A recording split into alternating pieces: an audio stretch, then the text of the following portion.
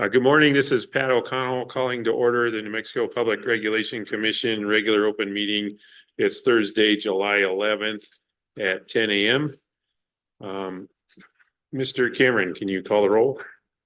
Commissioner Allison? Present. Commissioner O'Connell? Present. Commissioner Aguilera? Present. All commissioners are present and you have a quorum, Mr. Chair. Thank you. So we'll start with the Pledge of Allegiance.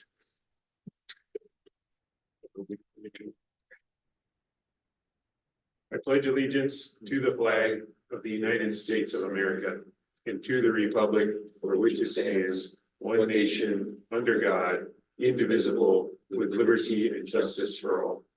And I salute the flag of the state of New Mexico as the symbol of perfect friendship among united interests.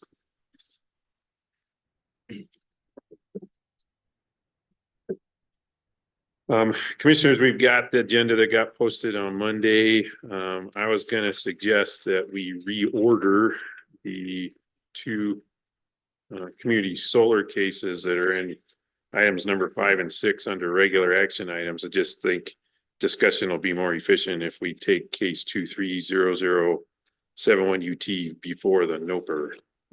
So that was going to be my suggestion. Did anybody else have any revisions or suggestions?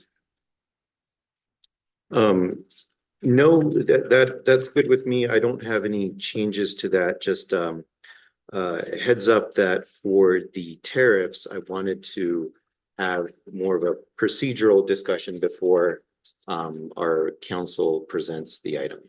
Okay. Commissioner Ellison, I would like to suggest that we take item 5 from the consent action item and move it to the regular action item. There are a few things I'd like to say about that. so that's case number 2400103. Yes. Okay.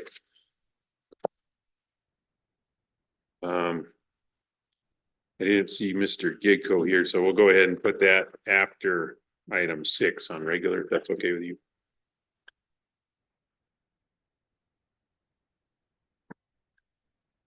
Okay, so I move that we proceed with the agenda posted with 2 modifications. Consent action item number 5 will become regular action item number 7. And then we'll flip regular action items number 5 and 6. So we'll do case 230071 UT with a discussion of procedure before looking at case 240094 UT. Second. Thank you. Commissioner Aguilera? Aye. Commissioner O'Connell? Aye. Commissioner Ellison? Aye. The motion to accept the approve the agenda as modified passes unanimously, Mr. Chair. Thank you. Next item is public comment. Is there anybody here at the meeting that's here to provide public comment? And with Mr. Fenton not here, there's also no snacks. Mr. Rodriguez, I checked with you before the meeting, but has anybody registered for online public comment? No, Mr. Chair, we do not have any. Thank you. So we'll move on to next item, announcements. Office of General Counsel, do you have anything, Mr. Cameron? I don't have any announcements, Mr. Chair. Thank you. Yeah, I've got, well, first of all, it's interesting because we don't have any public hearings between now and our next scheduled open meeting on July 25th. But just want to let people know that Office of General Counsel is working on putting together kind of a lessons learned presentation on the response to the recent fires in Ruidoso. So we want to have P&M, Zia Natural Gas, and maybe some of the folks that were on the ground out there as incident commanders, just to see how communication worked, if there's a role for the PRC to play in that going forward. But so anyway, we're working on that. It'll either be at a future open meeting or we might have a special open meeting sometime in the future. But I just wanted to get everybody who should be here. And then I also thought it'd be good to wait a bit to make sure that everything's been restored after the fire happened, so before we have that presentation. So just announcement that we're working on that, but details to come. Commissioners, did you have any announcements? No, thank you. I do have some quick ones. So as I mentioned at the last meeting, Cynthia Enriquez, my technical advisor, is separating from the commission and going to El Paso Electric. And that'll be her last day is tomorrow. And in the interim, Meredith Tidwell, who is our DOE fellow, is helping me as an advisor. At the same time, I posted the job as an advisor, and that closes on Monday. So for anybody who's interested, you have a few more days to apply. And if you know anybody who is interested and good, please send them the posting. You could find it on the commission's website. Thank you. Yeah, I can endorse. Somebody's interested, that's a good job. Okay, commissioners, next we have approval of prior meeting minutes. We had a draft minutes for the June 13th, 2024 meeting in our package. I went into board effect and made some just cleanup edits on typos, but also added to the section where we had presentation from Chief of Staff, Joy Corey, that at the meeting, she talked about expansion positions. And so that includes the Pipeline Safety Bureau. It also includes two analysts in the commission, and it includes this compliance auditor. So I just wanted the minutes to reflect that all of those positions are working through the process. And in addition to what Commissioner Aguilera just mentioned, we will be hiring quite a few folks. So I just thought it'd be good, since that was discussed at the meeting, that the minutes reflected it. So anyway, those changes I made in the minutes on board effect. Did you have any other changes that we need to make to the minutes? I did not. I don't have any additional changes. Thank you. Great, thank you. Then I move that we approve the meeting minutes for June 13th regular open meeting. I second. Commissioner Allison, Aye. Commissioner O'Connell, Aye. Commissioner Aguilera. Aye. The motion to approve the minutes from the June 13th meeting passes unanimously, Mr. Chair. Thank you. So now we're on to consent action items, and just a reminder that we now have 4 cases on the consent action agenda. Is there any discussion or questions or motion on the consent action agenda? None for me. Okay, so seeing none, then I will move that we approve the orders proposed for the consent action items. Second. Commissioner Allison, Aye. Commissioner O'Connell, Aye. Commissioner Aguilera. Aye. The motion to approve the items on the consent action agenda passes unanimously, Mr. Chair. Great, thank you. Next up is regular action items. And we've got a leading off with case 23-00252 UT presentation from Mr. Lundin. Take it away, Mr. Lundin. Good morning, commissioners. In this docket on May 30th, we issued a final order which approved SPS's requests for CCNs for several solar and battery resources. It approved abandonment of one of its coal plants, and it denied and deferred decision on several rate-making issues associated with the projects. SPS has since filed a motion for rehearing, and today I am first, SPS motion for rehearing asks the commission to reconsider its decisions on some of those rate-making deferrals, specifically the depreciation rates for the projects, the pass-through of tax credits through the fuel clause, amortization period for the investment tax credit related to the battery storage project, and lastly, on the deferred tax asset. So I prepared a recommended order on rehearing today that would grant rehearing in part and deny it in part. The order would grant rehearing as to the first issue of depreciation rates. It would partially grant rehearing to the second issue of tax credit pass-throughs for the production tax credits only, but not for the investment tax credits. And then it would deny rehearing on the last two issues for the amortization of the investment tax credit and the deferred tax asset. Now, in granting a motion for rehearing, our rehearing statute requires the commission to vacate its final order and enter a new final order. So I have additionally provided you with an amended final order, which would put these changes into effect. Alternatively, Commissioner Ellison and I have worked on preparing for you an alternative order on rehearing, which would deny the rehearing on all counts. And this was identified as option 3 in the memo. And there's nothing tricky about that. It's just a flat denial across the board. And both options I've identified as being legal and defensible. And this is largely a policy decision for you to choose which way you want to take it. But I will stand for questions. Thank you. I'll go ahead and let Commissioner Ellison start with the what we're calling the alternate order, but I think as you described, you got two choices here. Thank you, Mr. Chair.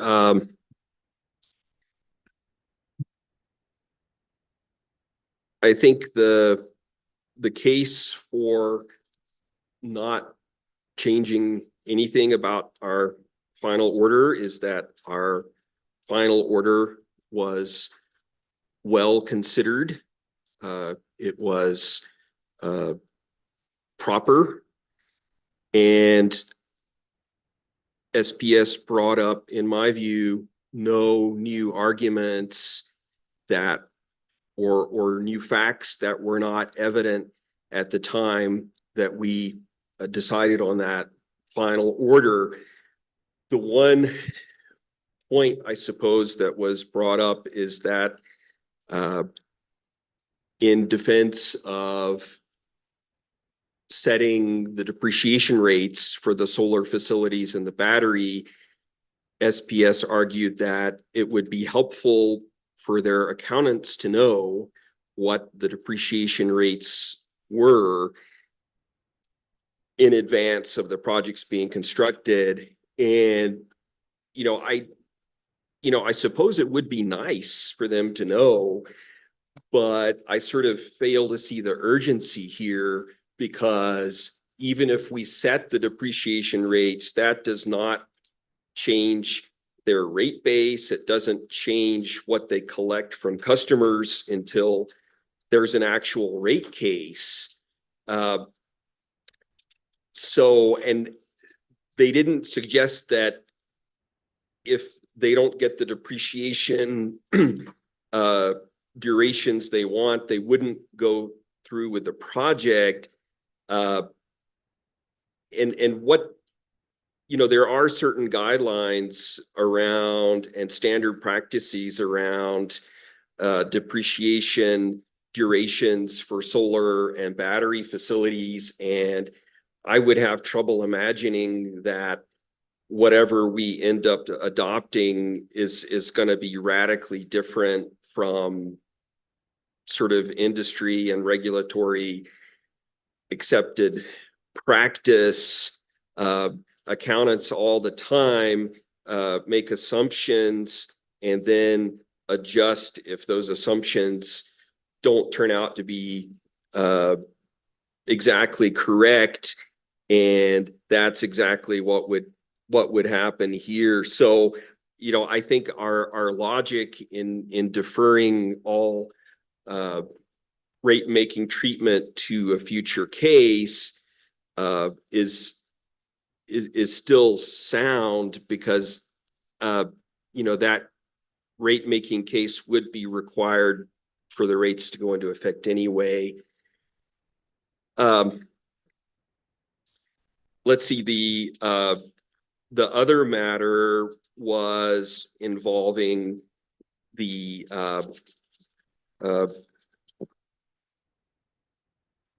production, the PTCs, the production tax credits.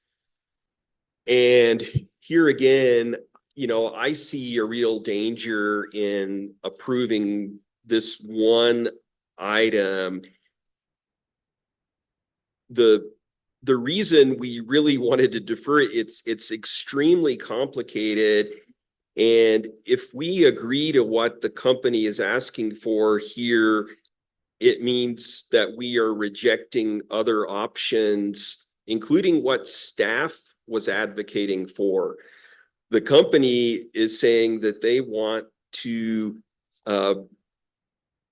advance or basically credit customers for the production tax credits earned in each month after the plant goes into rate base. Well, it could go into rate base after it goes into production. So the company would be accumulating those credits until the plant goes into rate base and only then paying out to customers. And that's a point that staff made. Why not have the company return the credits to customers as soon as the plant became operational? So by agreeing to what the company is asking for here, we are rejecting what staff has proposed. Also, in my view, there is even a more fundamental issue. Should the company immediately return or credit customers the full value of those tax credits, or should they first realize the credits and then credit the consumers? Because the issue here is that the company can't use the federal tax credits unless it has a federal tax obligation. And there is another option in the IRA that they could sell the tax credits to a third party, which would be at some discount. So right now, the company is proposing we're just going to give the value to the customers after the plant's in rate base as the production tax credits are earned. But then, because they've forwarded 100% of the value, they would like to have a deferred tax account, and they would like to earn some rate of return, because in their view, they're loaning money to customers. But another way to handle it would be to say, look, if you can't use the tax credits in the year they're generated, you really need to sell them and then pass the value on to your customers. So, that is sort of yet a third way of handling the matter that was really not discussed in the case. It really is not in the evidentiary record. And I guess the final argument I would make here is that, I do feel the company is being inconsistent in their request here, because on one hand, they're saying that they would want to wait until the plant is in rate base in order to start returning money to customers. Then on the other hand, they're saying, well, wait, the plant might go into operation before there's a rate case. And, you know, we won't know how to deal with that. Well, I mean, there's, in any case, there has to be a rate case. There would have to be a rate case before the plant goes into rate base in order for the customers to get these production tax credits and for the company to receive receive rate making treatment on the plant. So, you know, to me, everything points to that we were right in the initial order. There's ample opportunity for a rate case or a Renewable Energy Act plan that would get this plant into rate base, and I'm disinclined to revisit our final order.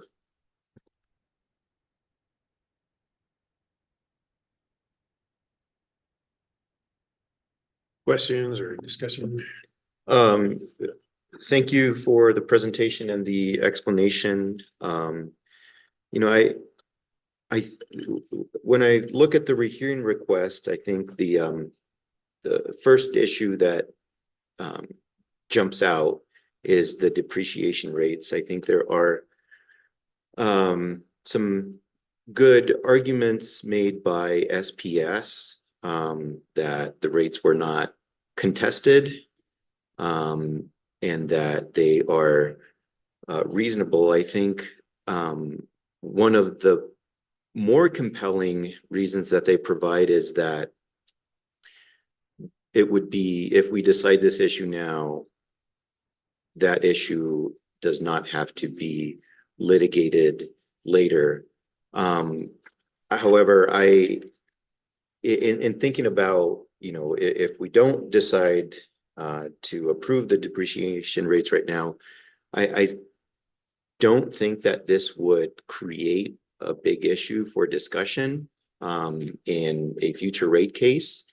And so I wonder whether we actually would be saving the parties from much more time. And so I end up then thinking about the reason why it was not approved in the first place, which is to consider the different components of the rate holistically in a rate case.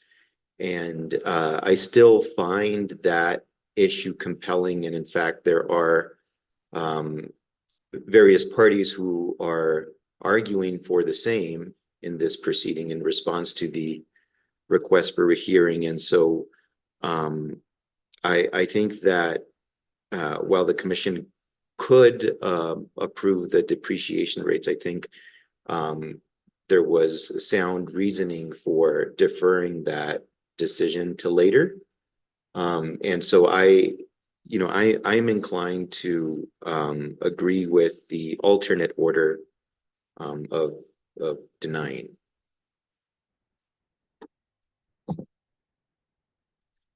Okay, yeah. For me, the depreciation was SPS asking for certainty. I thought there's no harm in providing certainty. I think we should be biased in providing as much certainty as absolutely possible when we're approving new resources. So on that issue, I'd say I'd prefer the first order that just says, yeah, here's the depreciation rate.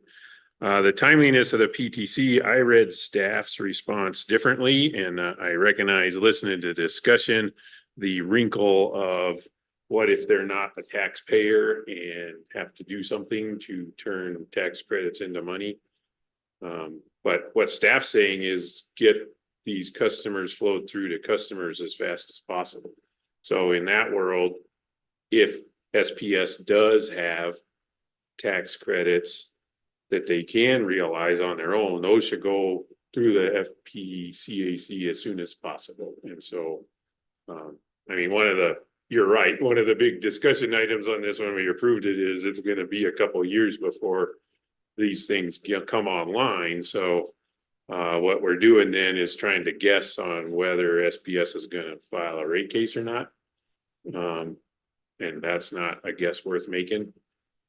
So I guess where I land on that is, SPS's testimony is that they have the incentive to maximize the value of these tax credits to their customers.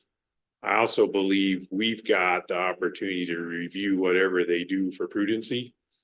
So in the off chance that there are tax credits that SPS can realize and flow through immediately, I favor, let's give some more certainty that has to go through quicker.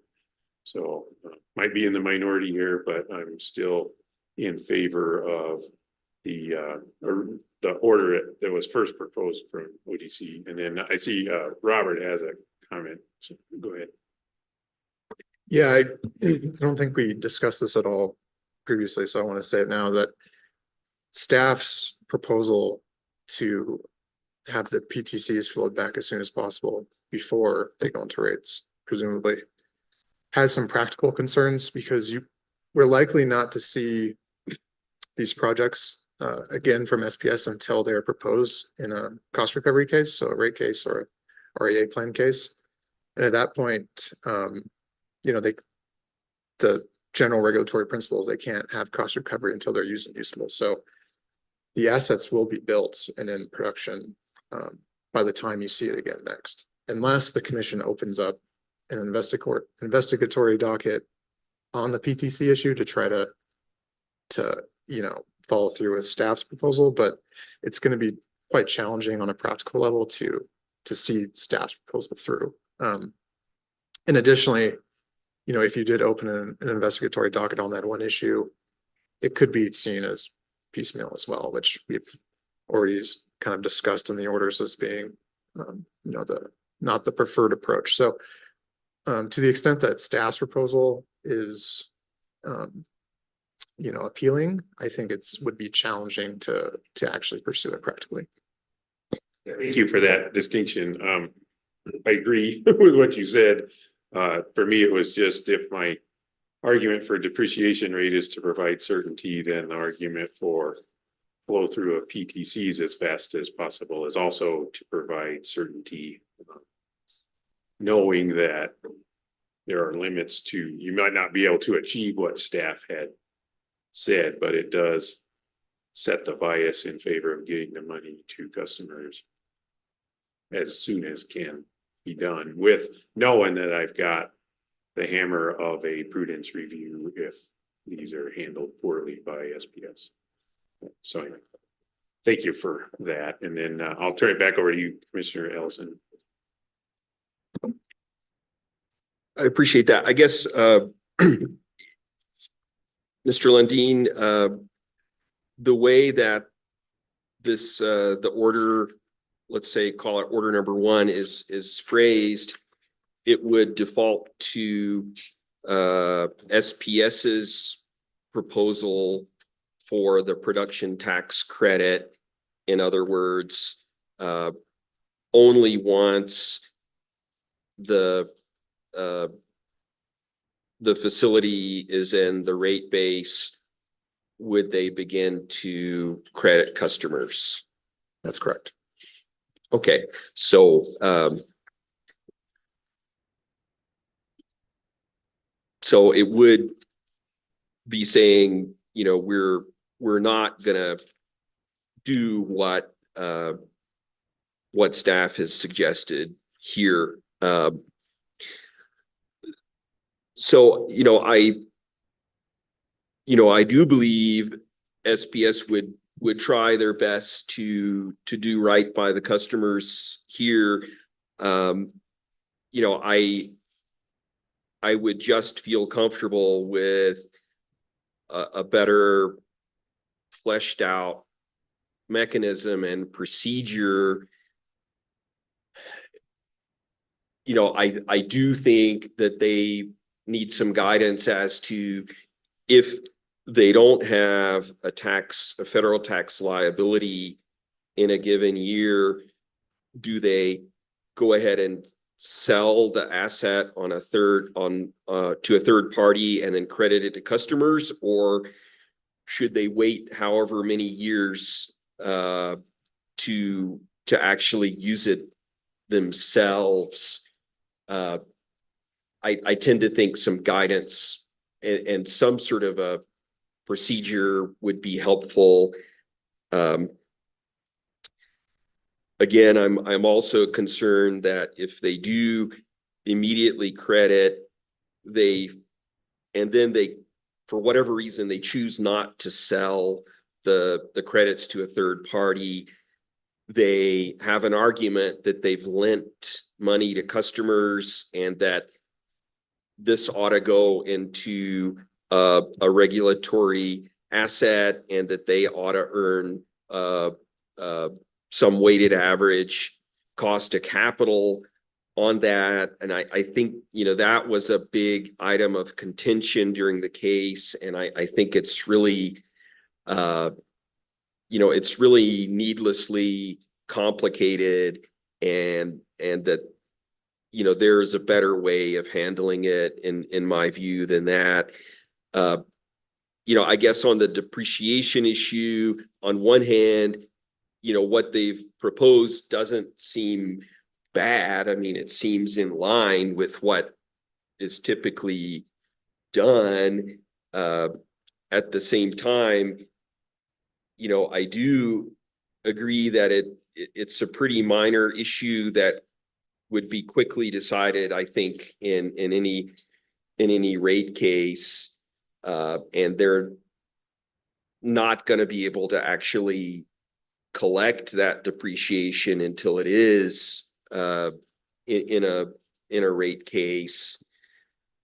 And I do think our argument that in our order that we're making the CCN decision now because that's the key decision, and we're deferring all rate making decisions, really holds together well as it is. And if we start peeling away at that, I think we're, we risk that we're sort of weakening that logic. So again, my preference would be that we deny the motion or rehearing. Any more discussion, Commissioner Aguilera? No, thank you. Commissioner Ellison, would you like to make a motion? Yes, I move that that we adopt the what I'd call the second final order, which denies the rehearing. I'll second. Mr. Cameron? Commissioner O'Connell, No. Commissioner Aguilera, Aye. Commissioner Allison. Aye. The motion to approve of the second order, which denies the request for rehearing, passes on a vote of 2 in favor, 1 not. Thank you, Ms. Lundin, and thank you, commissioners. Good discussion. Next up, we have Zippy Tech, application of Zippy Tech for certificate of registration to provide competitive local exchange service, and presentation from OGC from Miss Katie Lang. So on her way.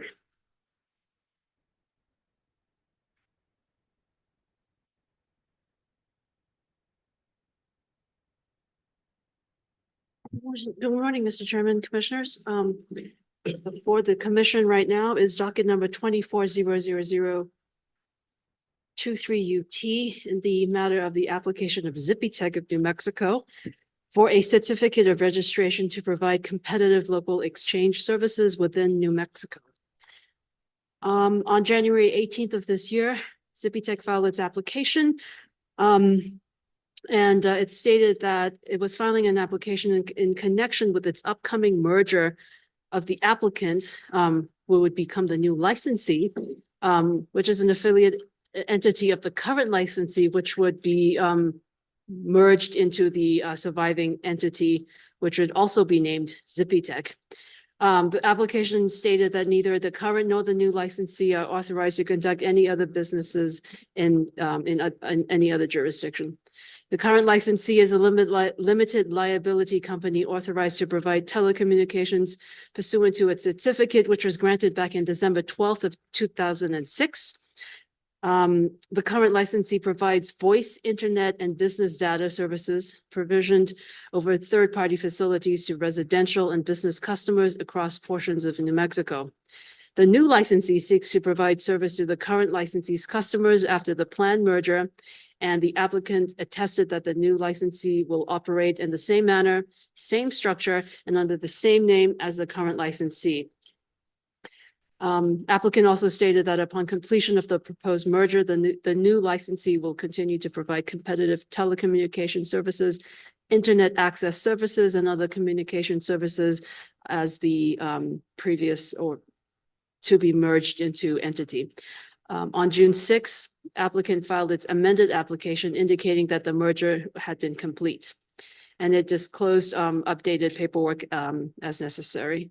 On June 14th of this year, staff filed its affirmation affirming that staff had completed their review of the applications under the requirements of 17.11.9 New Mexico Administrative Code.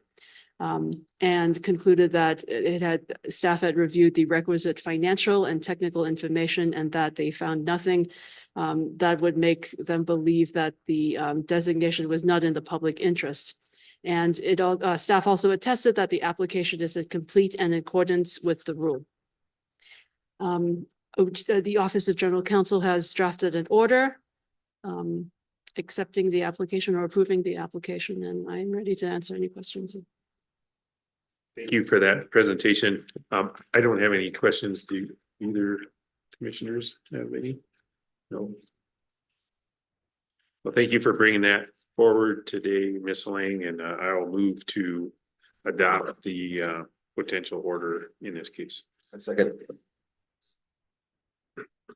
Commissioner Aguilera, Aye.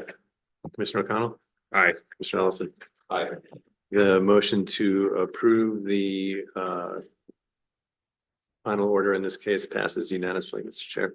Great, thank you. Thank you. Thank you. Next up is case 230049 UT, which is the Tiburon Water and Sanitation District. We have a presentation from Ms. Avila Stefans from OGC. Hello, commissioners. So this case started early last year when Tiburon submitted an application for an increase and advice notices 18 and 19.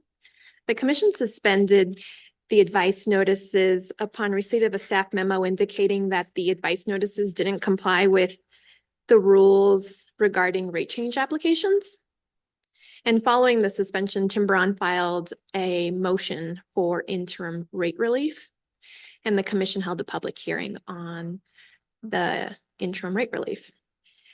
The commission granted the interim rate relief, finding that it was justified to address immediate and daily structural water system problems. And the commission further found that the interim relief was enough to assist Tiburon on the daily system deficiencies and leaks, but it was not enough to fix the major water infrastructure problems. So the commission granted the interim relief, but set several conditions, including that Tiburon submit a permanent rate increase that includes, a permanent rate that includes an engineering report that identifies and prioritizes maintenance and improvement work, and a financial plan to that also prioritizes the same. So on May 21st, Tiburon submitted the application for a permanent rate increase, and staff submitted a memo suggesting that the rates be allowed to go into effect. So before the commission is an order that states that the permanent rate application has met the statutory threshold to go into effect by operation of law without a hearing, according to 62.871. Specifically, it finds that the notice of the rate change was provided to ratepayers 60 days prior to the filing of the application, that the rate increase does not increase rates by 50% or more in the last 12 months, and that there were insufficient protests to hold a hearing on the rates. The proposed order also asks staff to review the record to determine whether Tiburon has complied with the remaining conditions of the order granting interim relief. OGC performed a preliminary review of the record, and it seems like there's substantial compliance, but the order just asks for staff's input on that. And I will stand for questions. Thank you. Not really a question, but just give you a summary of what I think I just heard, and then you hopefully can fix it. That, you know, Tiburon asked for interim rate relief, which put us on the path requiring the hearing, which we did, and we granted interim rates with conditions. But now Tiburon has done a permanent rate increase and has met the standards of the law for them to raise their own rates. So they've kind of taken themselves off of the path where we're superintending their rates because we're not in the interim world anymore. Is that correct? It's right. Perfectly stated. Thank you. Okay, thank you. Yeah, and then I'll just say, I appreciate the order you've brought before us. I also think it's great to have staff just check on that, the status of what was required for interim relief. I'm happy to hear substantial compliance. Looks like it's happened, because I just remember that hearing is just, you know, hard to watch these guys that were every day trying to keep the water on and didn't have the tools they needed to do what was required. So anyway, I see it as a sign of progress that Tiburon is in that world, but also would love to hear from staff to see if they see it this way. So anyway, just thank you for your presentation and for drafting this order. Thank you for this order. One of the things our council and I discussed was the requirement for staff to conduct a further check. My understanding is that upon our council's review, there is substantial compliance with the conditions. However, there's one of them that the one about not commingling the costs, that there is no explicit affirmation in the record that has not been done. And so that is a primary driver of the need to check that the conditions have been met. So I appreciate, I think council is bringing forward the correct approach to do here. I think that there also is some flexibility for the commission to decide that this matter is closed, given that there is no evidence that that final condition has not been met. In the interest of reducing the amount of regulatory burden on Tiburon and not requiring staff to conduct a further check here, I wanted to raise for discussion the possibility of not requiring staff to conduct a further check. I think that would be a sound for us to do in this case, given that it appears there is substantial compliance and we have no reason to believe that the final condition has not been met. Again, that's all in an interest of trying to not create more work for everybody, but I do appreciate why council brought this order with the requirement before us. Cindy, you have anything? Yeah, I would just follow up by saying I'm not sure how much of a burden this would be to staff. I think if it's fairly evident that, the condition has been met, it shouldn't be a big time consuming exercise. I would think that staff could just note, this has been fulfilled. So I do understand what you're saying, Commissioner Aguilera, but I think it's fairly routine for staff to check for compliance when asked, and this does not seem to me to be unreasonable, and it leaves us the discretion as to what we do about it. If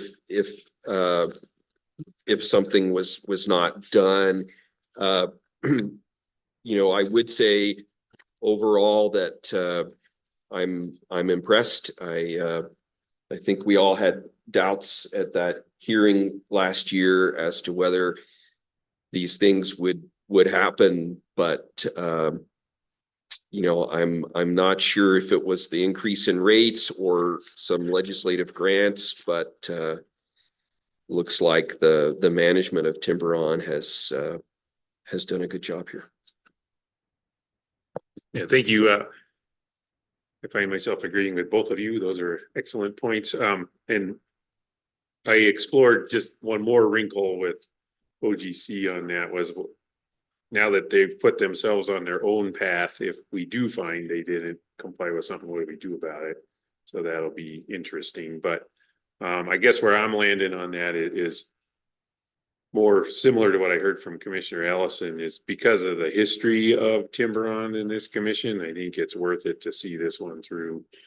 I don't think it's burdensome to just check to see if these items have occurred, and if it turns out that it is burdensome, I'm willing to hear that from staff too, but I think it's worth it just to preserve some institutional memory, and we've had a lot of turnover on staff, especially in engineering bureau. I think it'd be worth it just to see this one through to the end. So I'm in favor of go ahead and asking staff to check the interim order versus where we're at right now. But having said that, I hope Tiburon's well on their way and we don't see them again. I think is similar to what you were saying, Commissioner Aguilera. Yeah, as to whether it's burdensome, I think that's going to be up to staff. I think they could go as deep as they want into checking whether any cost were, from the water rates were used for any of their other responsibilities. I would have been comfortable with an affirmation from Tiburon that says we did not use it for anything else. I think that would have been sufficient. It doesn't exist here. I think that's, mainly why we're in this situation. I don't think that requiring this condition is unreasonable. I do see why we would want to. Yeah, I think that's it.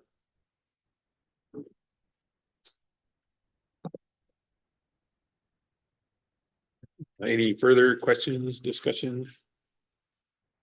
And then I'll move for approval of the order as presented by OGC. I second. Commissioner Aguilera, And I'll explain. Commissioner O'Connell, Yes. Commissioner Ellison. Aye. The motion to approve the order as presented passes unanimously, Mr. Chair. Thank you, and thank you. Yeah, not much more to explain. I mean, I think I said it all. I think we could have relieved Tiburon and staff and our advisory staff from a little more work, but I think that the order that we voted on is reasonable, and that's why I voted for it. Thank you. Okay, next up, we have a series of cases with Mr. Fisk.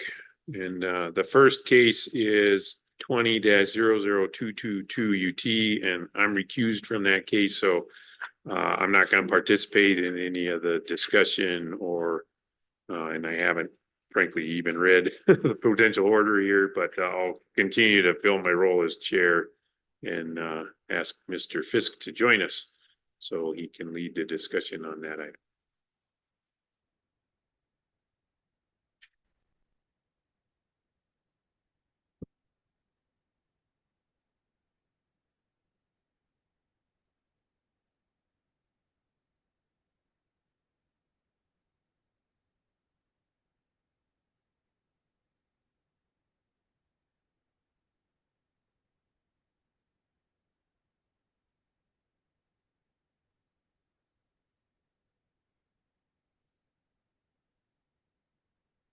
Good morning, Mr. Chairman, Commissioners. Let's see.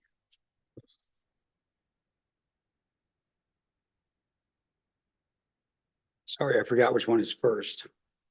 We're gonna do case 20-0022, and then after that, we flipped items 5 and 6. So after that will be 23-0071 and then 24-0094. Okay, thank you. Thank you. mm.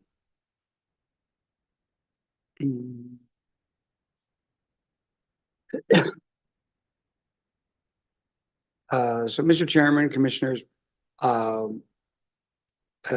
this is an order that's been before the commission before that we've discussed in some detail, and that has been revised.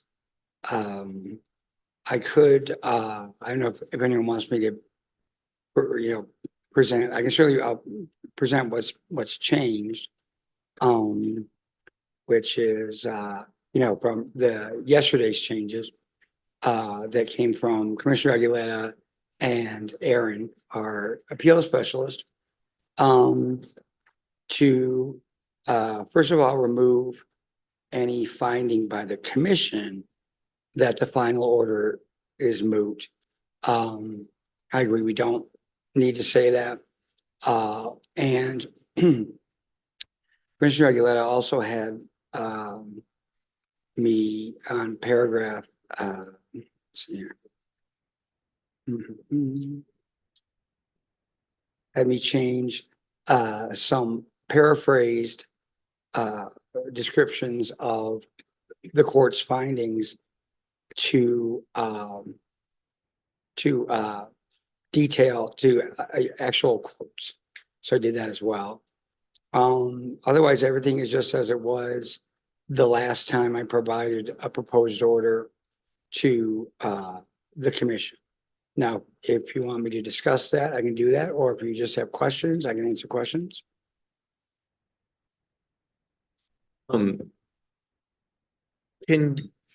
Can you just give a quick explanation of what the order would do? I know that we've had this on the agenda several times, and I know that you and I have talked about this, but I'm forgetting right now whether we've actually presented this item at a previous meeting. We did, but there was no, of course, there's no vote taken. Right. And there are two things that this order would do. It would deny the motion to dismiss the matter, the overall case filed by I think it was just Avangrid and Iberdrola, and I think maybe a third member of the group of appellants and group of applicants in the applicants for the petition to approve the merger.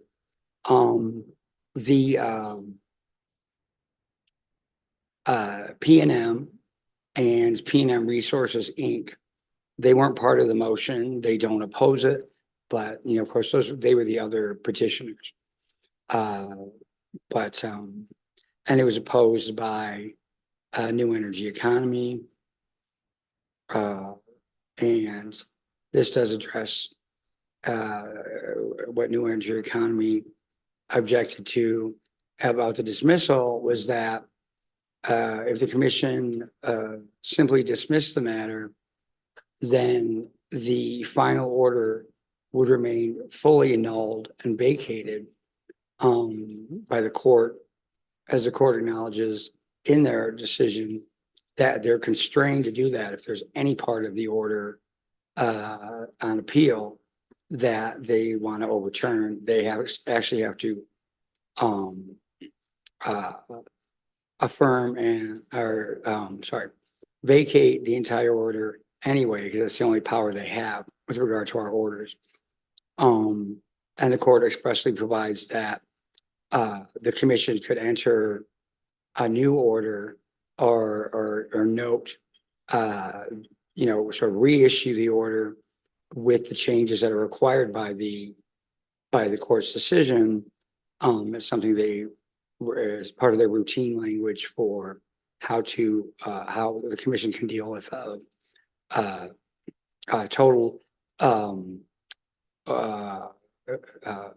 total vacating of a commission order, even though only one part of it was problematic. So this order would do that, which is the usual practice of the commission.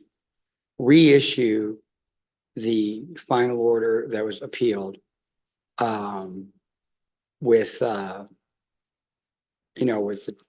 be consistent with the court's decision as described in the order. That's our usual practice. That is what NEE urged us to do in its opposition to the motion to dismiss. And this order addresses arguments made by the movements that if we reissue the order, there will be automatic consequences, like automatically requiring a proceeding to commence. And this order, describes how none of that will happen. It'll just affirm that this was the final order, and the only part that was actually overturned was this part. Mainly for the purpose of when people look back at this appeal, people within the agency see what happened. They have this clear order saying what the status is. And so that's what I've done here. And that's why the motion to dismiss is denied, because immediate dismissal would prevent the entry of this order. Thank you. And maybe I heard you say that this would affirm, and in the order we say the reissuance of the final order does not constitute a reaffirmation of it. So maybe we'll just let the language of the order speak for itself. So thank you for your work on this. I don't have any further questions. Thank you. Yes, if I use the word affirm here, I should not have. I didn't mean to use it as in we're affirming those findings, reaffirming them.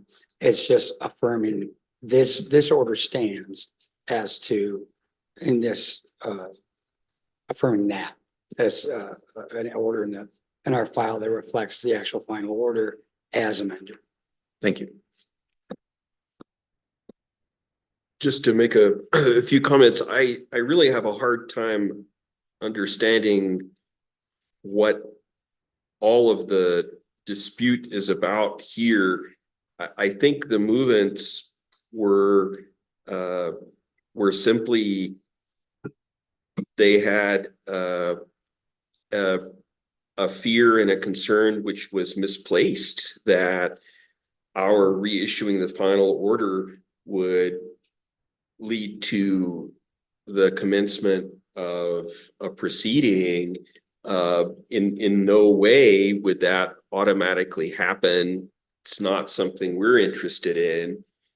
As Mr. Fisk explained, this is what we do when the Supreme Court finds an error with an order, they annul it and then they vacate it. And we correct it and we reissue it. It provides for a complete record. We have a proper and error-free final order, and we have demonstrated compliance with the Supreme Court decision. If we simply did what the movements are asking, everything is in limbo. There's no final order. There's no way for us to demonstrate that we've complied with the Supreme Court. It just doesn't make sense. So we're in no way are we reinitiating some proceedings on this. We're simply closing the loop, and we're doing what the Supreme Court has told us that we must do. Yeah, I agree with that, and I think the court's decision was clear and the scope was very narrow. So I agree with what you said, Commissioner Allison. I don't see what basis we would have to do anything different. So thank you for the order. Unless there's anything else, I'll move to approve the order as has, been recently revised by our council. A second. Commissioner Allison, Aye. Commissioner Aguilar. Aye. The motion to approve the order as presented passes on a vote of 2 in favor and 1 recusal. So recusals a vote. Recusal is the abstention. Okay. Thank you, Mr. Fisk. I realize you just got up here, but I was gonna propose we go ahead and take a 10-minute break and then take our next 2 community solar. And then just reminder, we'll start with case 71, then 94, and then we'll go back after your cases are done and pick up Mr. Gecko's case 2400103. So it is just after 11. I'd say let's resume at 11:15 Mountain Time. Thank you.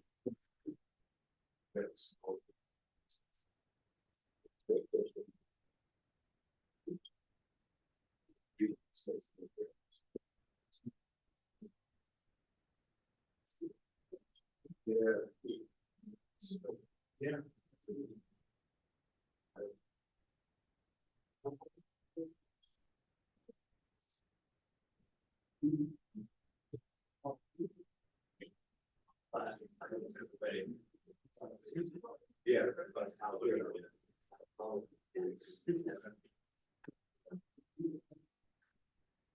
Did we say 10 minutes? I think we said to 11:15. No. The board tells us when they're. Oh, yeah.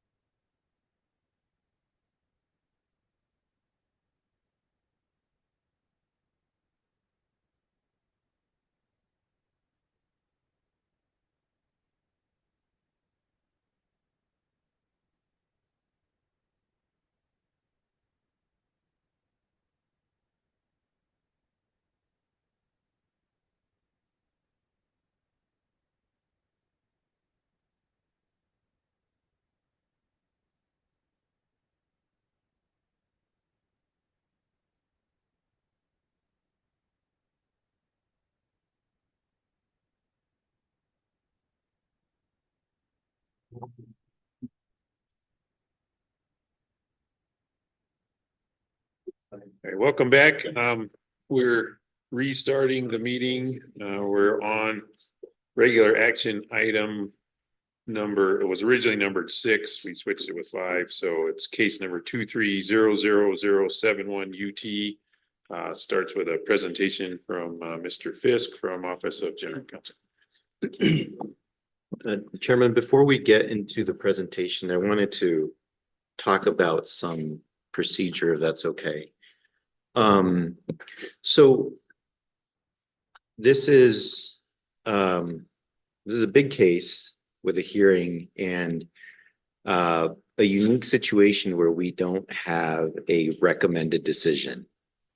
And I, in digging into this, I was really regretting the fact that we did not require one. I think it was out of necessity.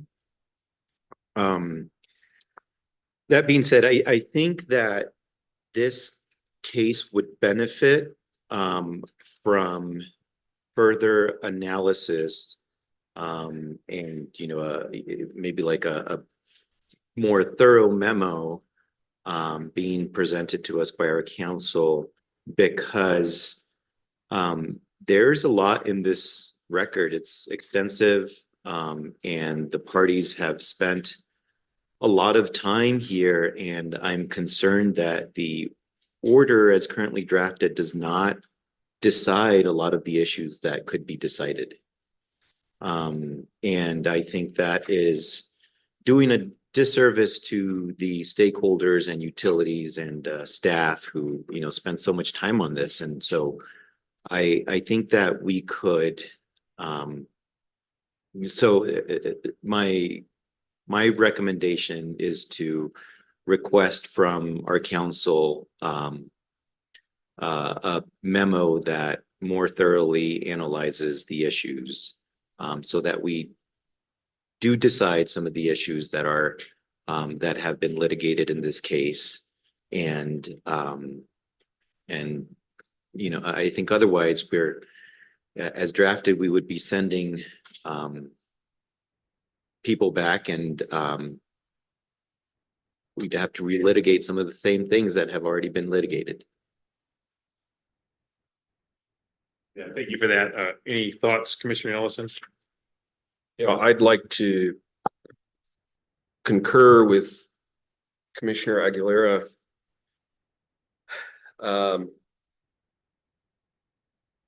I feel that I absolutely regret that I agreed to this proceeding without a recommended decision. And I look back and I voted yes for that. And it was March 1st of last year.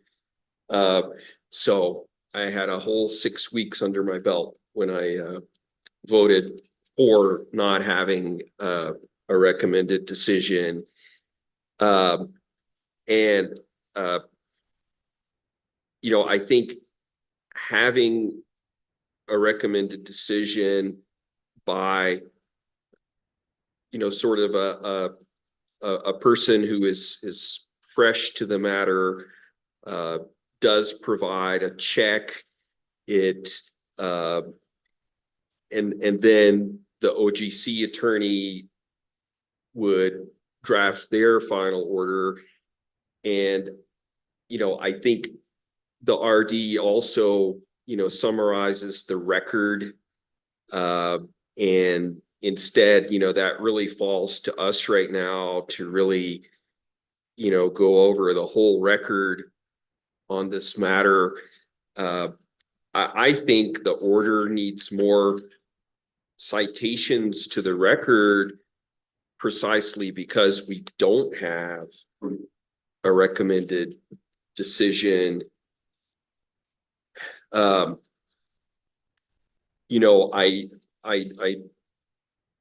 do understand that this has been out there for a while, and a commission decision sooner rather than later would provide clarity. At the same time, I think voting on this right now would be a mistake. You know, there needs to be more citation to the record, and, you know, there needs to be some more engagement and discussion about the various issues here. And, you know, I understand that, you know, putting this on the agenda was in part to kind of speed the process up and get our attention. You know, it sort of got my attention in a negative way, and I think there's got to be some other you know, some sort of another mechanism for moving things along than, you know, no contact versus putting it on the agenda for a vote. So, you know, I would be happy to have a discussion of some of these items today if that is of interest. But I certainly don't want to vote on what's before us. Okay, thank you for that. My personal view of this is I've been keeping track of this as it's been rolling along for over a year now. Also, why I switched the two on the agenda was when I was reading the comments that were the foundation for the NOPR that we're going to look at in the next case. One of the things that comes through in a lot of the comments is how far behind this community solar program is.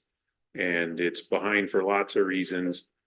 The reasons that are within our control is lack of certainty to the program. And so there is value in deciding this now.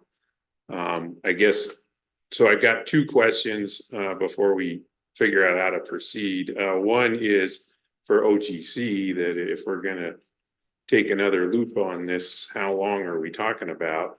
And then the other, I'd like to hear the list of issues that you think need more work, because what I've seen is a lot of what's coming through here are chicken and the egg type formulations. And so it's an infinite well, right? You're never gonna resolve the chicken or the egg question. So let's pick a chicken or let's pick an egg and let's move forward, is where I'm at and why I would prefer to vote today. But so anyway, Commissioner Aguilera, could you summarize the items that you think aren't in that chicken and egg category? I mean, I will tell you that I don't understand what this order does with respect to administrative costs. I think that as drafted, it would require the utilities to come back with a different formula. But there's no discussion as to what that formula should look like. There are different components that each utility proposed with respect to administrative cost. They were litigated and this order says nothing about them. So I don't know what the utilities would come back with. Maybe the same thing is what I think. And then we would have to go through the same litigation all over again. I don't see a world where issuing this order speeds up the process. I do recognize that this is taking too long and that certainty is needed. And that's why I would go back and decide the issues that have been litigated so that certainty is provided in whatever order we issue. Yeah, that's exactly what I'm trying to explore is, are we wasting time or saving time? And that's why I was hoping for a list of the litigated issues that you feel aren't decided here. And then having that list on the table, then we can ask OGC, how long is it going to take to do the next step? I don't think it's gonna be quick. I mean, right, there's no recommended decision. I had to go into basically start from scratch. And as I'm going through the issues, I'm seeing that it's not addressed in the order. Take your pick. There are a lot of issues that I think we should be deciding right now. Commissioner Ellison? Well, I guess one thing I'm interested in is the practical effect of what's in this final order on the solar bill credit. I know in phase one, the three utilities calculated what they thought the solar bill credit ought to be. We had suspended the solar bill credit calculations pending an outcome of this. But what I don't know is how what is in this final order would change those solar bill credit numbers. One thing I'm wondering is whether, we could issue a bench request and ask the utilities to calculate based on, a set of assumptions, say, outlining the kind of things here, and to get that number, as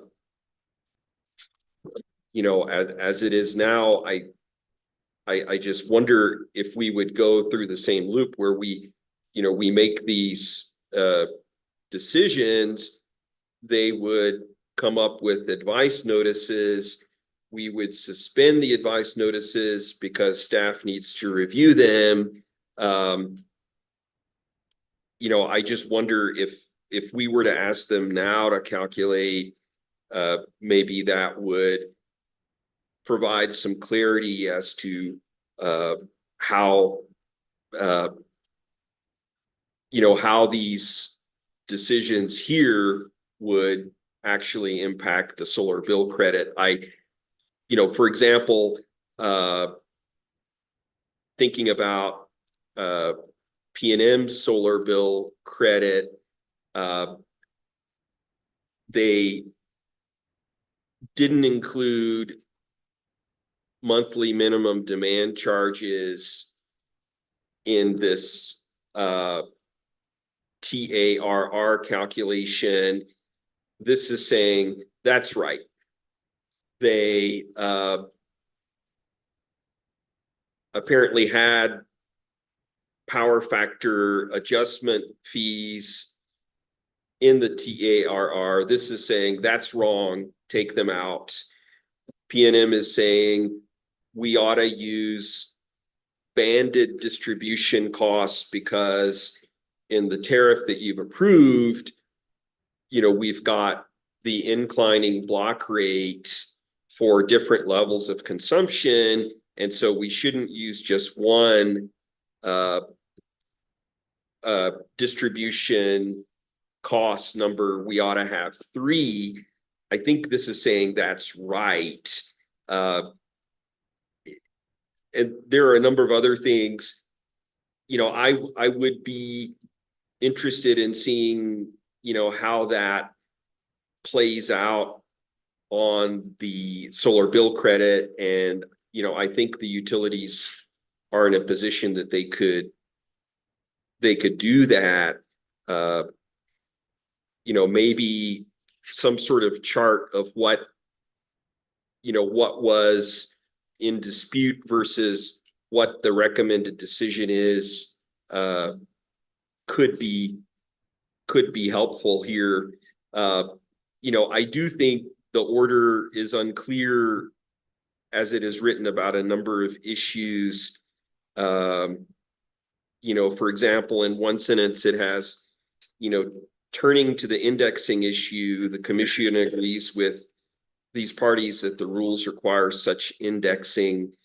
You know, to me, that seems to be pretty sparse explanation for someone picking this up to understand what the indexing issue is.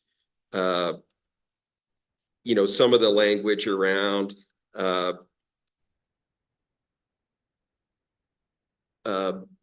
you know, not, let's see, on paragraph 45, these charges are not automatically excluded from the TAR, talking about the power adjustment, monthly power adjustment charges, not automatically excluded. You know, I think it would be more clear to say they should not be included, right? I mean, just to spell it out, what we're actually deciding on. I'll leave it there for now. Thank you. Okay, so my first idea, I don't think works because I don't think we have enough clarity that I can fairly ask OGC for process going forward. I guess my comment would be, it sounds like need a bigger boat. So do we have a motion to table? Yeah, I'll move to table, and you know, I'm happy to continue to work with OGC on what issues need to be addressed, though I think that you know, we often get recommended decisions that thoroughly analyze all of the issues that were litigated. That's you know, a similar document is what I am anticipating here. You know, we would have, for something like this, I don't know, 180-page recommended decision. You know, I don't really know, but I think that yeah, so I'm happy to work with OGC. I don't think right now is the proper venue to discuss all of the issues that need to be addressed. And I would say that we, in my view, we do have the option of asking for a recommended decision here. I understand the downsides of that, giving the amount of time that has passed. But you know, that is an option. You know, I certainly commend Commissioner O'Connell for following this case very closely. I haven't been as close to it, and so you know, I think the main thing here is that you know, there's got to be progress. It can't be, it's either on the agenda and you got to make a decision now, or it's off the agenda and nothing happens. There's got to be some progress, and you know, I'm not sure the best format for that, but I do agree that, you know, at a minimum, there needs to be a memo that goes through the issues, and you know, I would like to see a table of the issues under contention and the suggestion for the decision. I also think, you know, we could do an order, whether it's single signature or of the whole commission, asking for the utilities to calculate the solar bill credit based on the following assumptions. That's something that doesn't have to wait until after a final order is issued. Yeah, and With respect to recommended decision, you know, I, I, I think we do have precedent for our council to uh, draft those recommended decisions. I recognize that there has been time, quite a bit of time that has passed since the hearings were, and so it's not ideal in that, but it would also give us better information by, you know, publishing a recommended decision as is often done, and then hearing what exceptions might be. I just think those, it makes me appreciate that process a lot more. And you know, I know that it's easy to see that our hearing examiners are critical to what we do here. And I think this case really exemplifies why we need them. So, you know, I do think that we could talk about potentially a recommended decision. I don't know whether it would be OGC led or, you know, led by the hearing examiners. I would want to talk to the hearing examiners before making that assignment. And so that's why I hesitated to make that recommendation right now, because I'd want to make sure that it's feasible.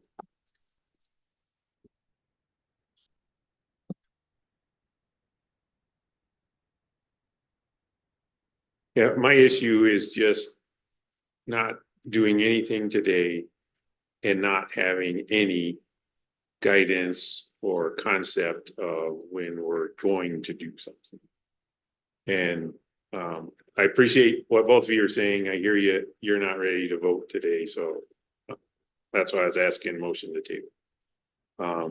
Also, listening to this, another suggestion is we'll put it on the agenda in 2 weeks and ask OGC to give us a plan and a schedule to land this one on the deck. I don't prefer that, but I also can't argue against the counterfactual.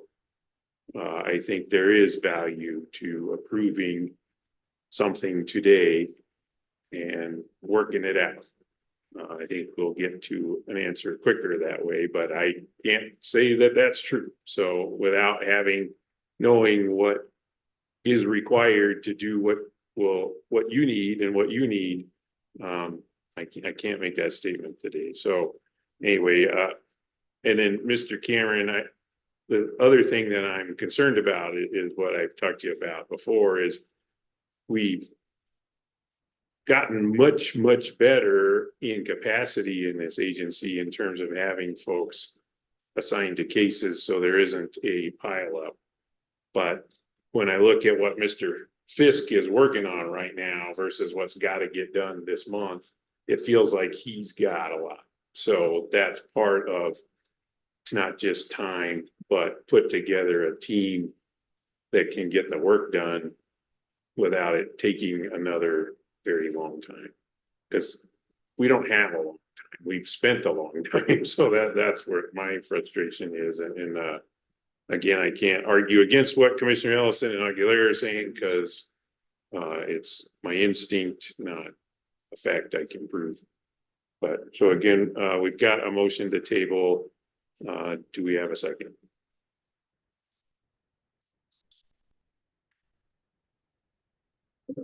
Yeah, I think I'll second. I'm just on the fence because I would be supportive of asking for an RD here if it could be done in a relatively non-time consuming manner. But I mean, the information that you're asking for, you know, like a table of the issues, that exists. And so I think that, you know, if we let OGC figure out a plan, whether, you know, coordinating with the hearing examiners, I think that the information is there, you know. I think that if we allocate the right amount of resources to this, I think we could probably have the, I don't know, this is actually where maybe I get in trouble, but I ideally, we could have a RD type document within a month. Ideally, we would allow people to file exceptions on that. And so we would need to, you know, give, you know, a couple of weeks for exceptions and then responses, another couple of weeks. So I think that the earliest we're talking about is like 2 months from now.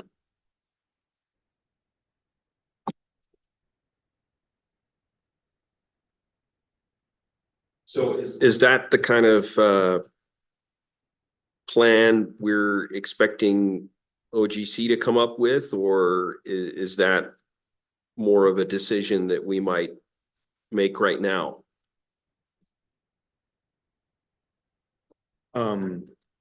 I hesitate to, you know, I would, you know, suggest that the OGC, you know, Mr. Fisk working with the two hearing examiners who were on this case, work on it together. I am not close enough to everybody's workload to say that that is the right, you know, allocation of resources or whether it is, you know, possible. So I would ask maybe, you know, our general counsel to work with our chief hearing examiner to figure out a plan.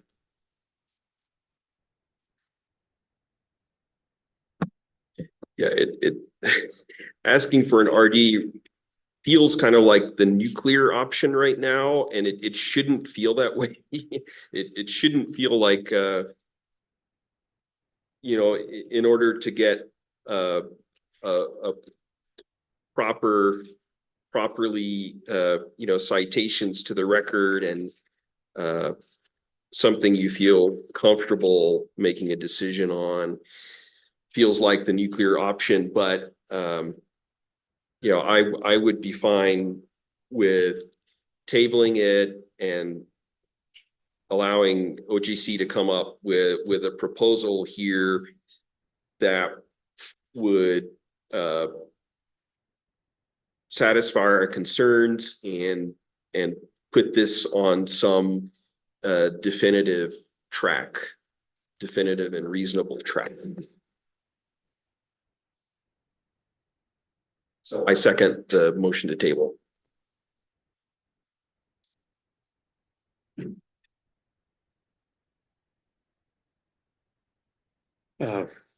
Any more discussion before we vote on the motion? Mr. Cameron? Commissioner O'Connell, No. Commissioner Aguilera, Aye. Commissioner Ellison. Aye.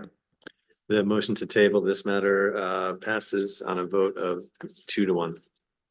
Yeah, and again, I respect the comments of my colleagues here. I guess the thing to expect in 2 weeks, an item on the agenda and discussion and potential action where we get a plan proposed that shows how this can be resolved in a way that is expeditious and transparent for the people who are waiting on us to do something.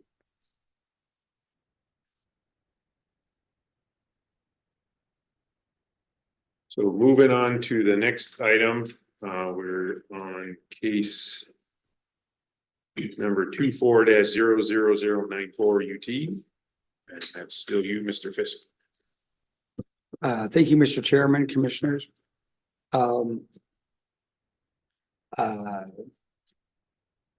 The Community Solar Act requires the commission to establish a statewide capacity cap to be in effect after November 1st, 2024.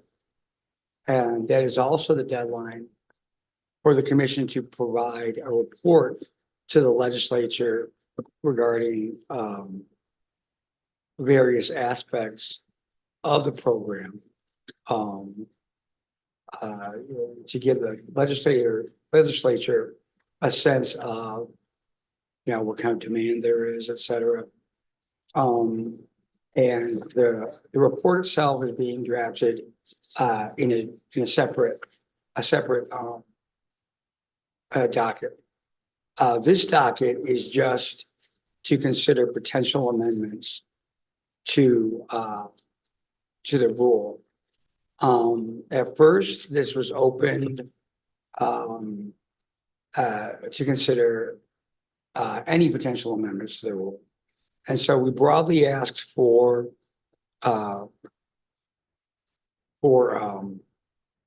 comments, recommendations from interested persons about, all kinds of issues.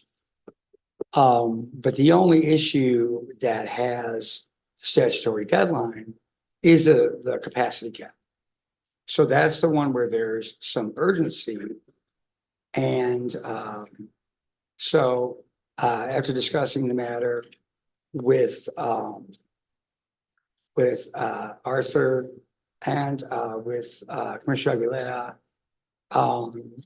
in a meeting last week, it seemed like there was a lot of support for the idea that let's just do what we have to do in this one, so we don't rush the process with the much larger, a comprehensive,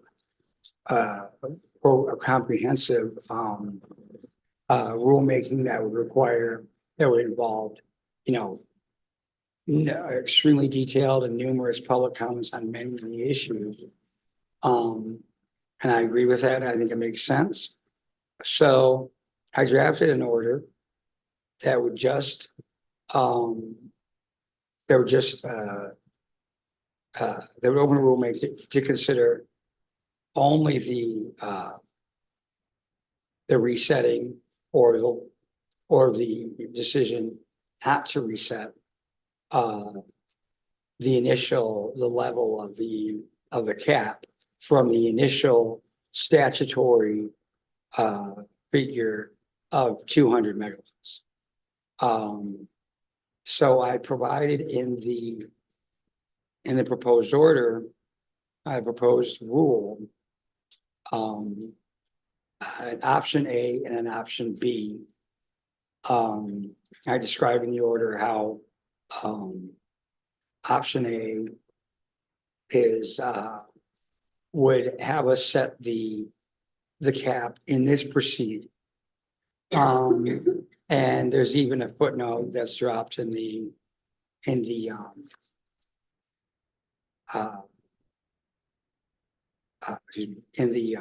order that says we put in actually, as option A is actually that we're not going to decide this now.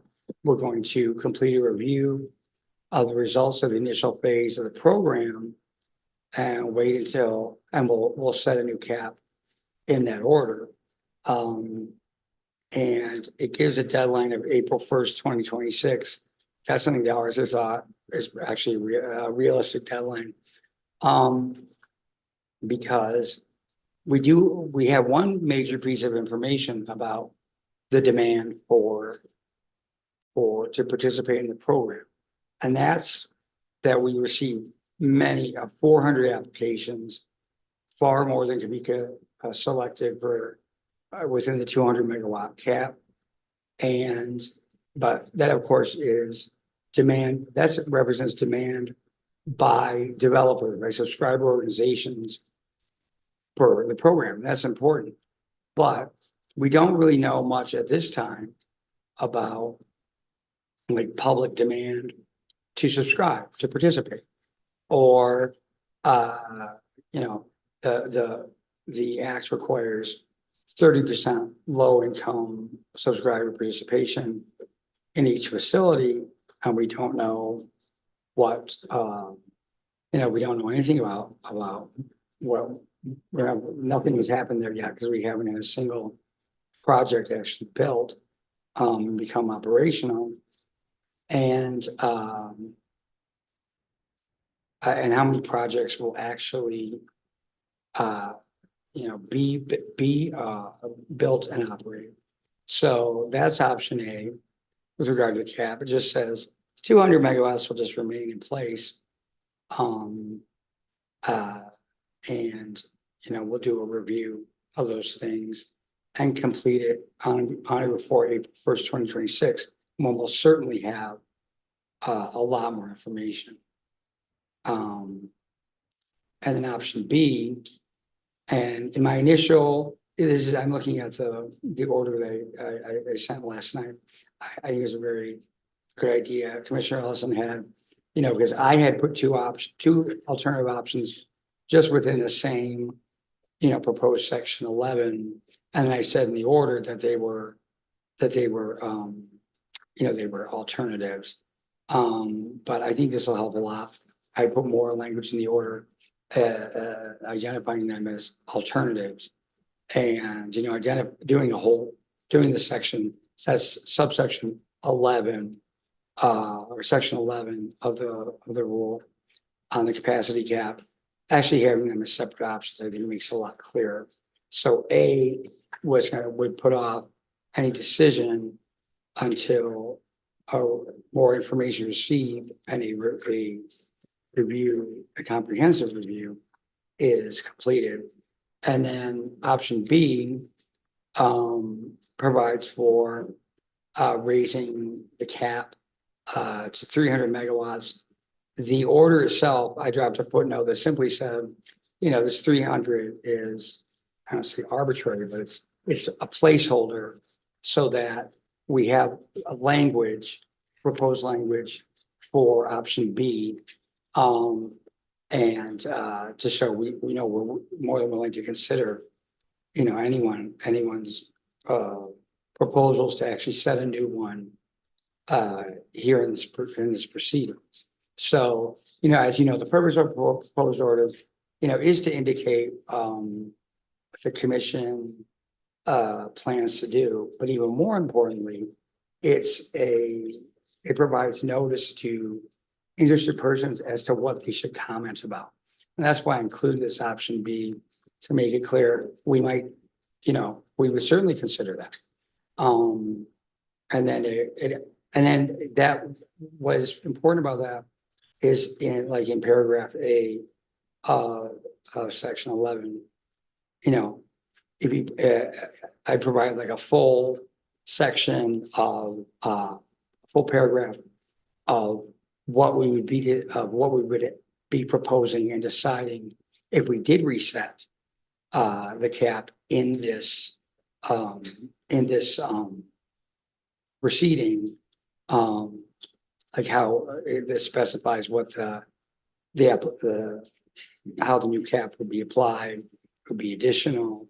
It wouldn't apply to processes that have already happened, the current applications.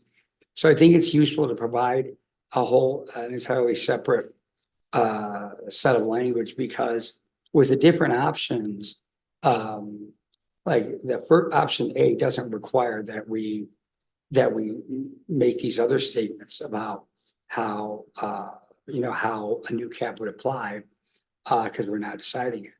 But if we end up changing our mind, or the commission ends up changing his mind, then we have all the potential language will be discussed by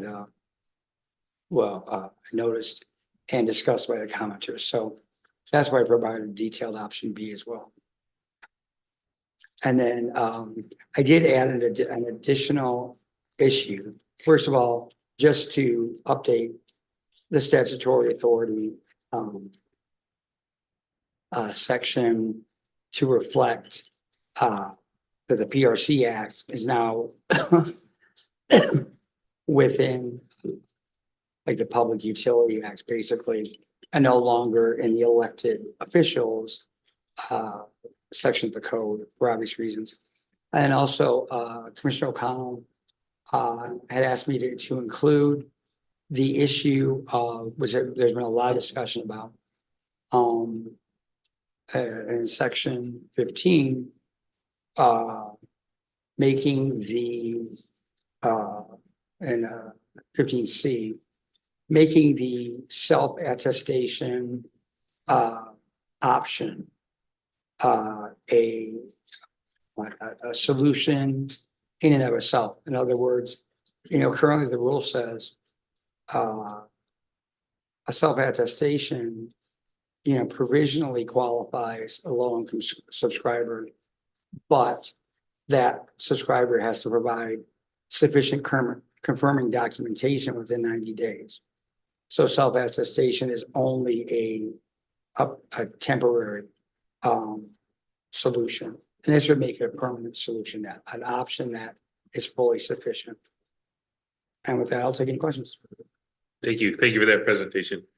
And then just, so you worked through the NOPR, and then I didn't hear you talk about dates. So we're still working on a draft that would have the commission, public hearing in September and public comment in October, so that we can have this before us with at least 2 weeks to spare. There'd actually be only 1 week to spare. And one thing I'd like to say about that is, Commissioner Ellison, I misunderstood what you were saying, when you said you didn't want to, that you decided you didn't want to vote on these, I don't know if you said both of these matters, 2371 and 2494. That's why, okay. So if all three of you are willing to vote on the NOPR today, then the schedule that we would use would be the initial schedule. I did this other schedule in anticipation that someone might not want to, one of the commissioners might not want to vote today, but I think I got that wrong. I think this is something you could vote on today. If you don't want to, then we have the I have no alternative. objection to voting on the NOPR matter. I don't object either, and though the issues here are not very extensive. I mean, I think the original deadline was August 30. I think it could even be earlier than that, given that we really only have 2 issues that we're asking for feedback on. Well, the August 30th, I think is the first written response comment date. Is that what you're referring to? Yes. Okay. Now that date though is set under the State Rules Act. Okay. Based on the publication, there has to be 30 days between the publication and the New Mexico Register and, the first set of comments. Okay, then I would suggest not extending it beyond that. I think And I can easily take this order and just reintegrate the old dates.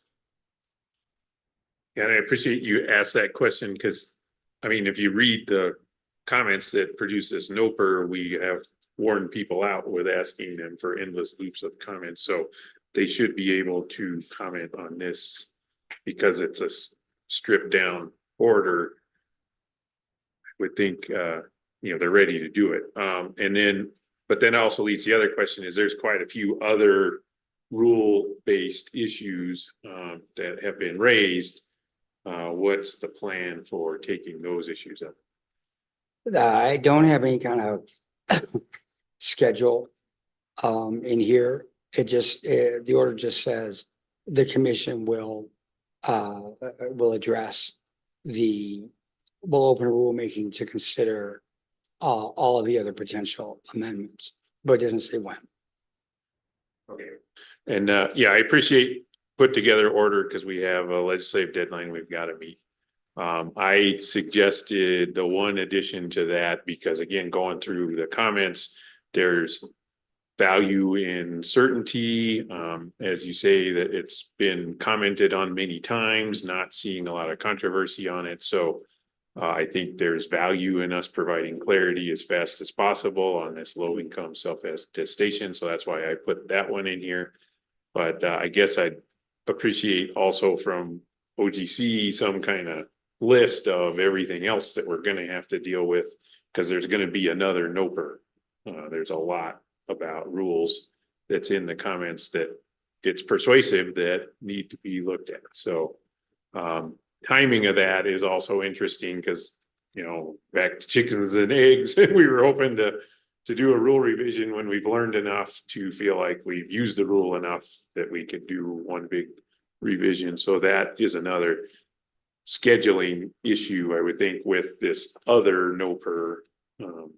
It could be, it isn't, let's take this as fast as possible. It could be, let's take the rest of these issues after we've got some projects up and running. So anyway, that's a judgment call that I'm looking for guidance from OGC on. So, and then I appreciate what you added to this, Commissioner Ellison. I think in the spirit of NOPR, putting the the yin and the yang in there, for lack of a better term, really will promote better comments and will have better record for good decision when we get to report to legislature, because there were quite a few different ideas in this, these comments about how to set capacity going forward. And I appreciate everybody that provided a comment, but so many different, you know, it's like too many flavors of vanilla, which is the one I want to take. So, so anyway, that's why I'm happy to move forward with this today, especially with your additions, Commissioner Ellison, and I think it's important to include the low income self-certification, because that looks like something that's within reach to provide some certainty as soon as we can. So having said that, I'll move to approve the order issuing a NOPR that Mr. Fisk provided, using today as the baseline for setting the dates. My second. Yeah, before we vote, I also want to just make some comments about this newest draft. I found it to be quite refreshing, because I was really struggling with the arguments that we don't know enough, and so we should wait until we do know more, and also placing a stake in the ground so that we know where the next tranche is going to be. And so I found that this alternate or new proposal is an elegant solution that makes me feel better, that will get information that will, at least for me, help me figure out where I am. So thank you for proposing that. Any other questions, comment, discussion before a vote? Mr. Cameron. Commissioner Aguilera, Aye. Commissioner O'Connell, Aye. Commissioner Ellison. Aye. The motion to approve of the order, but to change the dates in it that go forward from today's date passes unanimously, Mr. Chair. Great, thank you. And thank you, Mr. Fisk. Thank you, Mr. Chairman, Commissioners. Thank you. And look forward to seeing you in 2 weeks. Okay, so next is the item that we pulled off consent agenda. It's case 2400-103. Presentation from Mr. Gedko, who has joined us.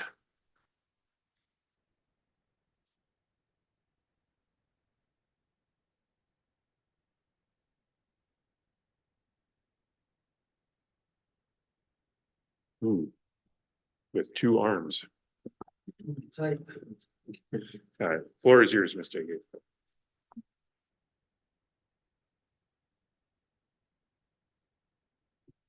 Good afternoon, Commissioners. The case that's before you, number 24-00103, is the formal complaint of Michelle Lesage against Public Service Company of New Mexico. A bit of history behind the case is that it concerns an allegation of incorrect billing, an allegation that PNM refused to timely and appropriately investigate the usage, and an allegation that PNM refused to perform an energy audit. The time period of concern is June 2020 to September 2021. And during that time period, during shoulder months of the summer and summer months, the complainant had high bills that resulted in a debt of $9,807.73. And the complainant requested a bill adjustment in the complaint based on the allegations that it has made with respect to P&M. There was an informal complaint filed June 25th, 2023. A response was issued to that by P&M, and it is in the docket because it was included in P&M's answer to the formal complaint.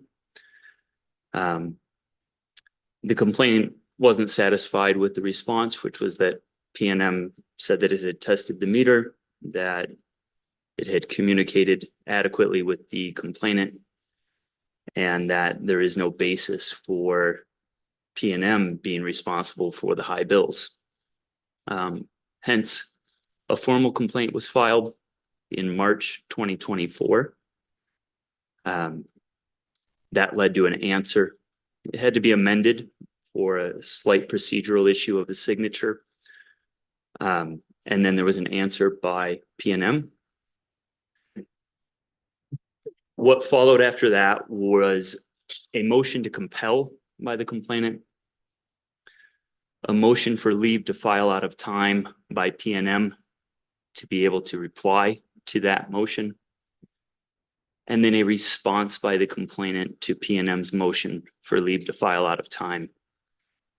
So that brings us to where we are at. And there are two orders in front of you. One of those orders denies the two motions and states that the response of the complainant to P&M's motion need not be considered. This is based on the motion to compel being denied for not being procedurally correct. And therefore, the second motion, the one by P&M, would be moot, and therefore the response to that moot motion need not be considered. The second order is an order for responses from both the complainant and P&M. It has the goal of clarifying and making sure the allegations and the factual allegations or the factual claims to support the allegations are clear for the commission.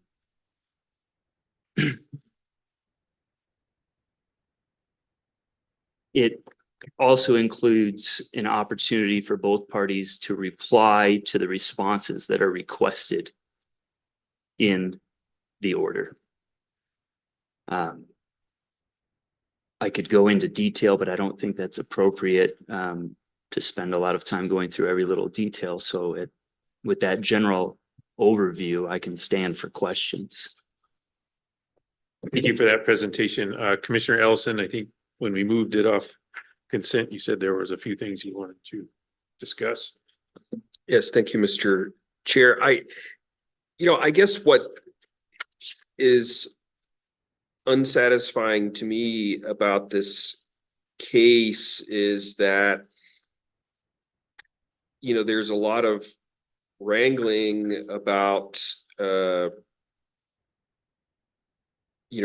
whose fault this may be, but, there was never an energy audit or home energy check performed that could help get to the bottom of why is it that a person living in a single bedroom apartment might have a monthly usage of 7,000 kilowatt hours. P&M certainly argues it's not their fault, but the customer is sort of looking at this incredibly and inexplicably high bill, trying to figure out what's going on and not really getting any help in trying to make that determination. And, I guess this is complicated by the fact that it's now historical and Mr. Gitko understand that the complainant no longer lives in the same apartment. Correct. That's my understanding from the filings. Okay, so, obviously that, that complicates matters, but this is sort of a case where, I think the legal wrangling around whose fault it is kind of really overshadowed the need to really try to figure out what the actual problem is here. And the complainant did file an informal complaint here at the PRC, and I understand that was dismissed when it was, there was some information about it not being the utility's fault. But I just wonder if sending this to mediation could have or still might be beneficial here. I was wondering your opinion on that, Mr. Gedko, whether there is room for having someone at the PRC do mediation on this case now.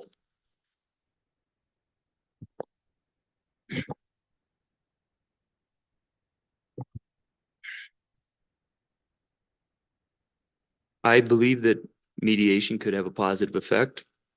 I say that both generally, as a general position, I always think it can. And given the issue in this case, which is a request for an adjustment of billing, and the fact that these balances have been written off to bad debt at this point, there may be room for discussions to address the concerns of the complainant, which I suppose have to do with things going to bad debt and whether there's possible resolutions for that. I think it's a unique situation in that the complainant's no longer in that location. And so it really is about these past dollars and cents and the way they're now being handled. So the short answer, yes, I think mediation cannot hurt.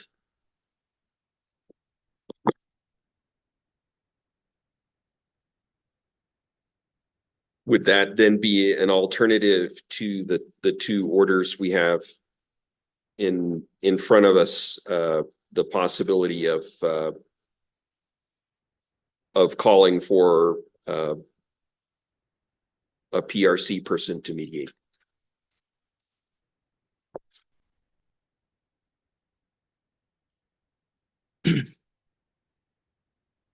Off the cuff, I believe that a narrowing of the issues would always help mediation be effective.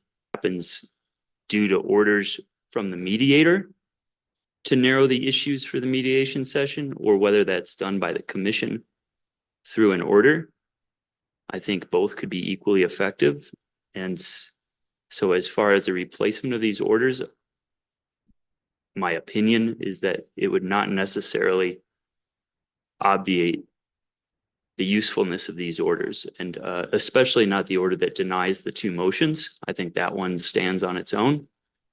But with respect to the order for responses, just off the cuff here, I think it could still help to narrow the issues for mediation.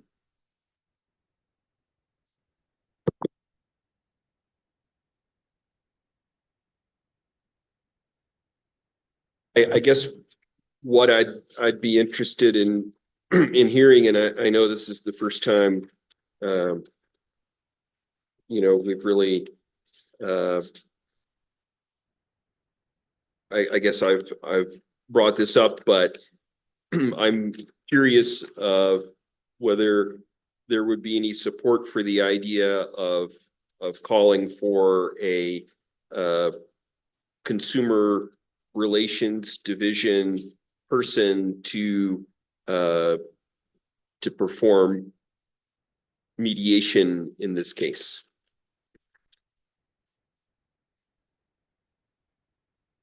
Happy to go unless you have something to say. Well, let me first ask, did this not go through CRD? This did go through CRD as part of the informal complaint process.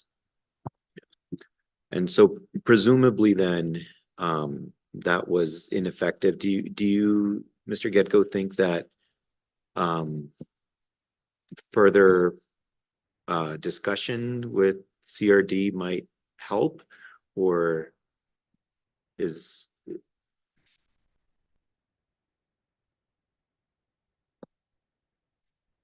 In the informal process, I've reviewed the informal complaint record. And I don't see that there were discussions between the parties.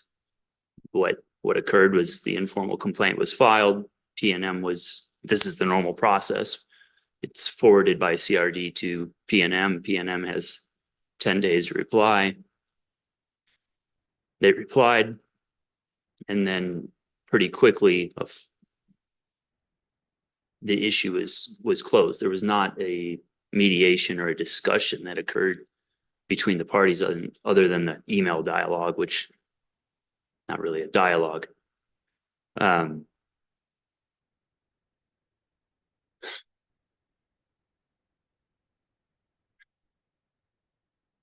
It's hard to say what parties would bring to the table in a mediation.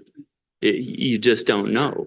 And pleadings that are made are made to be forceful. And so for me to say, well, will there be, if I was just to look at the pleadings,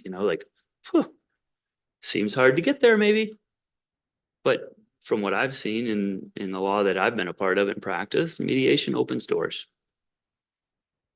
Yeah, so then it sounds to me like, there's the possibility that a formal complaint was filed, I don't want to say prematurely, but before CRD was really able to help.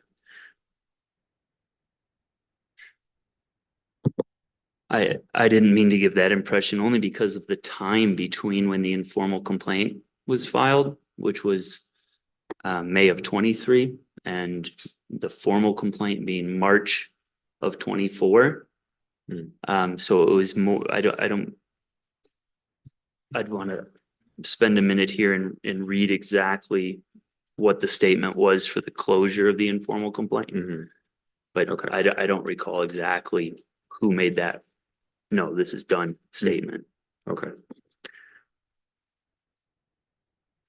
I guess my thought on mediation, just cold without having worked through it, is that favors PNM. And so I wouldn't want to pursue that without giving the complainant an option. In this situation, we're already asking the complainant to do a lot. They've hired a lawyer that can't be free. And then mediation, I imagine, requires taking time out to meet with somebody and talk through things. PNM's got all the time and resources in the world to do that. I'm not sure the complainant does. So by pushing it into mediation, maybe putting a burden on the complainant unintentionally, but in that way tilting the table in favor of PNM, because at some point you just give up because you don't have the resources to keep pursuing it. And I don't ever want that to be an outcome in a customer complaint. So I'm not in favor of pursuing mediation without a process that allows the complainant to pick that first.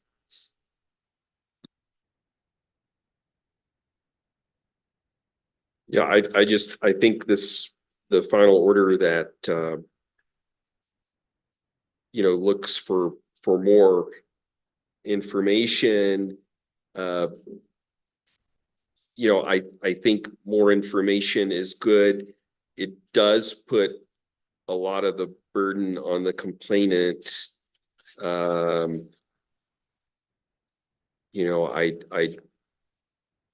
Again, I just feel that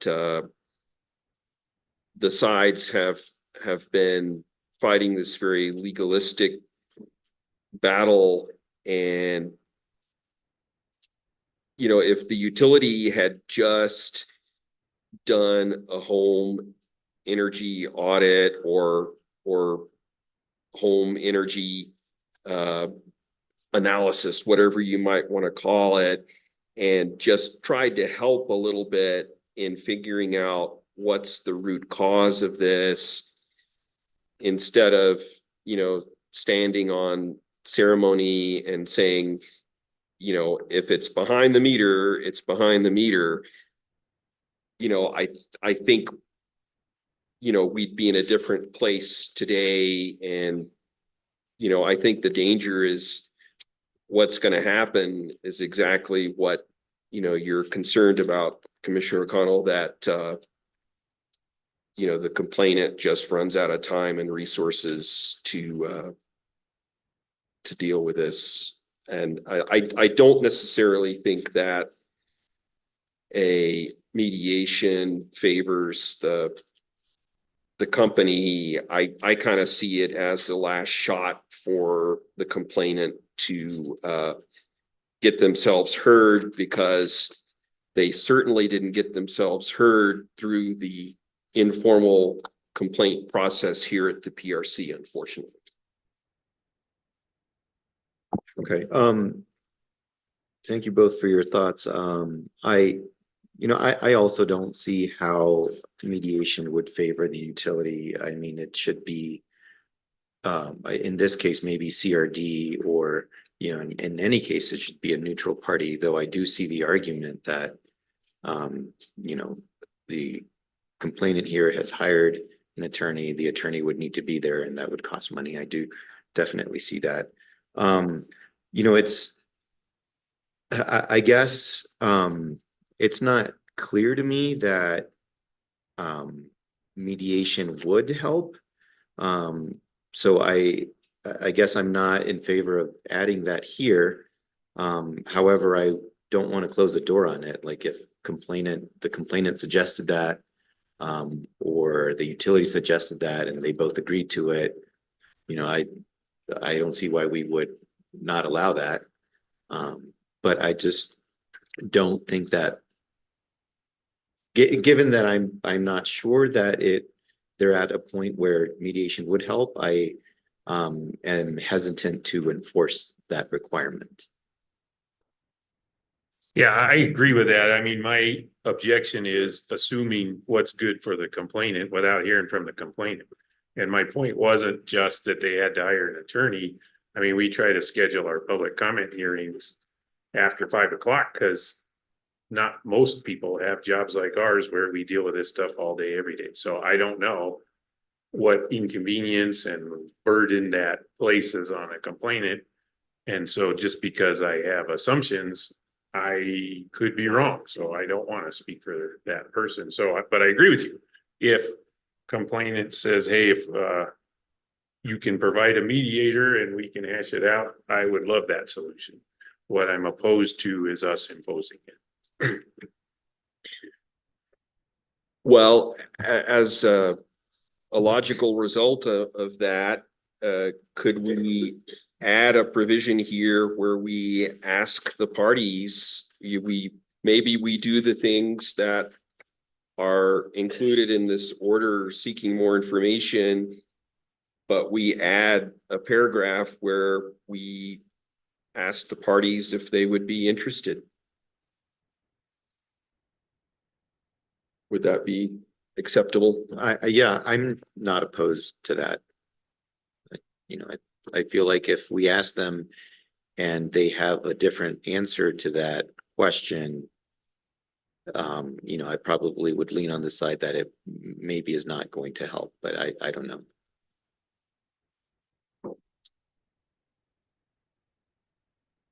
Yeah, I just recommendation from Mr. Gedko, whether that would work.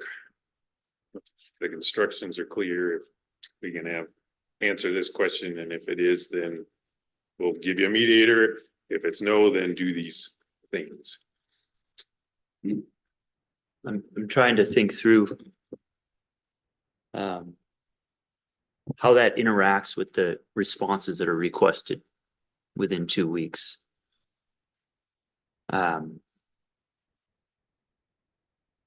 You know, and asking myself and not being able to answer it yet, does that affect how those answers are given?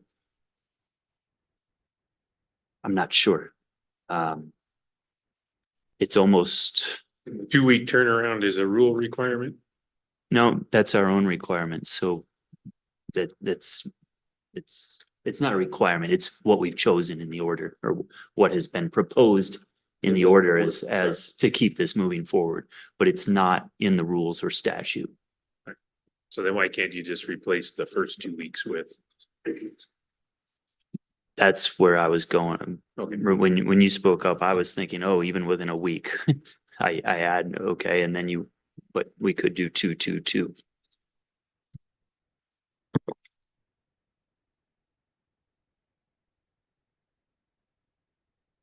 Do, And so again, the proposal would be that we would give the parties this option. If they were to be in favor, then it goes down that track. If they're not, if one of them is not in favor, then it goes down this track of asking the questions and requiring the responses. and you know, going back to what I said earlier in the discussion of the value of narrowing the issues before mediation. I still believe in that, but I think you could bypass that if you wanted to take this approach. I was just trying to stay consistent in the discussion that I had said that. And now the proposal is, the first thing we do is talk about whether mediation is a possible pathway that the parties see for moving forward. And if they say yes, then it would move to that mediation without a further narrowing of the issues through these responses. And I think that's okay, because we're somewhat narrowed at this point. It feels to me like we're in agreement on just structure, hard to write orders and rules sitting here verbally. So I was gonna propose that we could just delegate to you, Commissioner Ellison, to work with Mr. Gedko to issue the final order. And that, so I guess my motion will be approve a final order that includes a mediation option. I'll second. And again, that would be based on this most recent draft rule that Mr. Gedko sent out. Right, and that, I guess should clarify, that only pertains to the order for responses. I think we should Yes. vote on the other order separately. So, and just to be clear, that motion is for Commissioner Ellison to work with Mr. Getco to Yeah, issue so that. I'll restate the motion. Move to approve an order for responses that includes a mediation option with Commissioner Ellison clearly given the authority to make it a single signature order. I second. Commissioner Ellison? Aye. Commissioner O'Connell? Aye. Commissioner Aguilera? Aye. So the motion to approve an order, the first order, which is the order for responses as directed by the chair, passes unanimously, Mr. Chair. And then is there any discussion on the order on the motions? And then I'll move to approve the order denying Public Service Company New Mexico's motion for leave to file out of time.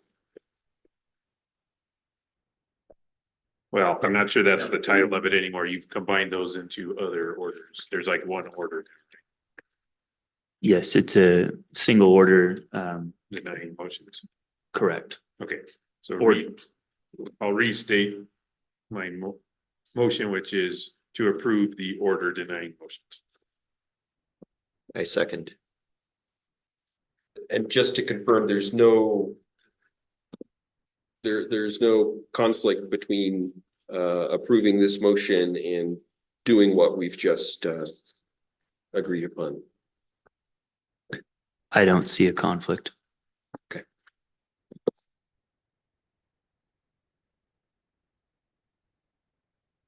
Commissioner Ellison, Aye. Commissioner O'Connell, Aye. Commissioner Aguilar. Aye. The motion to approve the order denying the motions passes unanimously, Mr. Chair. Thank you. Otherwise, we are now at communications with Chief of Staff.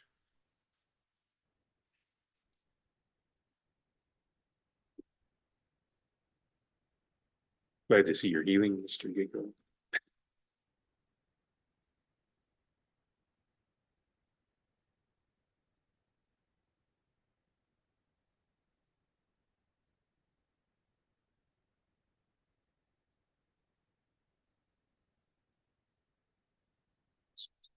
Pardon me? We will now hear from our professional soccer player, Miss Joya Corder. Good morning, afternoon, commissioners. Not a ton to update you on, but some exciting things happening at the PRC. Let's start with the exciting to fewer than more news, and that is all FY24 invoices need to be submitted to ASD by July 22nd. Otherwise, bad things happen. So make sure you get any outstanding invoices, contractors, POs, whatever it is. Not necessarily for you three specifically, but just agency-wide. Anyone who's listening should know that. Although I'm sure Miranda and the finance team will be tracking you down if you have outstanding invoices. Second, there's a new section, thanks to Mr. Gutierrez, on our employees only section of our webpage for new employees. It's geared at employee orientation. It might be fun to tool around through, even if you're not a new employee. And there will be upcoming additions to that, including welcome videos and other fun things. So that is part of, or that is a major component of what we decided in our strategic plan, is to make onboarding better. So this is a major step for that. Next, exciting news, we will be doing our PRC energy regulation seminar once again this year, covering all the CLEs needed for all of our attorneys. We will be working to ensure that the CEs needed for our engineers are included, and it will be open for registration from people outside the PRC as well. It's likely that we will charge just the amount that would be needed to cover your CLE costs, because we ran into some snafus with the state bar last year on that. But I want everybody to hold the dates for November 4th through the 6th, roughly. Announcements will be forthcoming. We'll be issuing a save the date on that, and also that'll be on our website. But for anyone who's listening and taking notes, November is the time frame. And then last but not least, another exciting notice that will be coming out today is, if a while back, you'll remember that we formed some internal PRC employee committees, professional development, wellness, and volunteer. Well, our PRC volunteer committee has confirmed the first PRC employee volunteer opportunity will be coming up on July 27th with Habitat for Humanity. That announcement will be coming out later today. So any employees that are interested can join us as we spend some time volunteering to make New Mexico a better place. And with that, I will stand for questions. Yeah, thank you for that presentation. Any questions, commissioners? No, thank you for the updates. Thank you. Next on agenda is communications with commissioners. Commissioner Elson, I'll let you lead the way on that.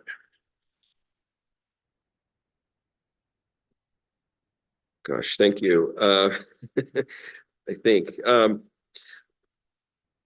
let's see, I don't have a lot that comes to mind to talk about. Maybe just a few random things. I'm just an observation that, you know, now we no longer have the transportation department, that our case numbers all have the UT designation at the end, and I'm wondering if all of our cases are UT, our utility. Do we still need the UT at the end of every new case? You know, I also wonder, you know, going forward, you know, we've discussed before that we have compliance matters often in strange places in our dockets, and I wonder if having a separate, you know, separate compliance dockets, whether they're numbered differently or indicated differently, I don't know, but having somewhere where we know, oh, that's a compliance docket, I know I need to look there for annual compliance matters or other compliance matters. You know, that could be something that would help make things more efficient. So I just wanted to toss out a few ideas there. Great, thank you. Commissioner Aguilera? Yeah, so I want to follow up on that because I was thinking the same thing. That you know, perhaps we could do like for electric, like E, G for gas, you know, telecom, broadband, W for water. I think just, you know, something to consider. I think that would be more efficient. And then I was thinking about how that would be reflected on the agenda, and I didn't come up with a solution there. But I do think that the distinction in the UT is helpful because it does tell you when you look at a docket number what type of case it is. And so I wouldn't be in favor of, you know, just getting rid of it. I would be in favor of refining it so that it is more clear what type of case it is. And the sub docket, I think would be a great idea. In fact, I had to get used to not having sub dockets because, you know, at FERC, they have a sub docket. So, you know, 2198 would be -000. The next case would be 001, 002, and then you just keep adding like that. It just seems to make more sense. And so I also would be in favor of that. So I wanted to respond to both of those. Thank you. Did you have anything else?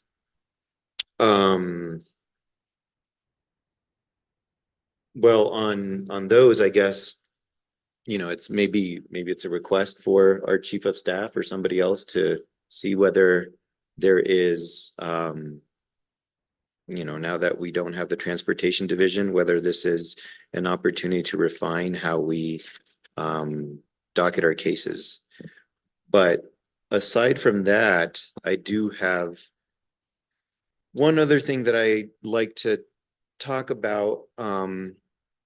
You know, I don't remember if we assigned a lead commissioner for community solar kind of rulemakings and matters, and I'm going to be super embarrassed if we did and it's me, because I you you know, if that was the case, I quickly forgot. Do either of you remember? No, for me, it's just, I know that's a big issue with a lot of moving parts, so when I get E-Docket Digest, once a week, when I see community solar stuff on there, I read it. And then try to guess at what's coming next, but I agree with the stuff today, it was not always sure what's around the corner on community solar, so Yeah. that's something that we can do better. Yeah, so, you know, what I want to talk about is, yeah, I think our experience with community solar could have been managed better, and that's putting it nicely. I think we are late on certain matters where the industry could benefit from more certainty. I think there is a lot of uncertainty. I personally wholeheartedly agree with the spirit of community solar. And I think that we need to do a better job managing it.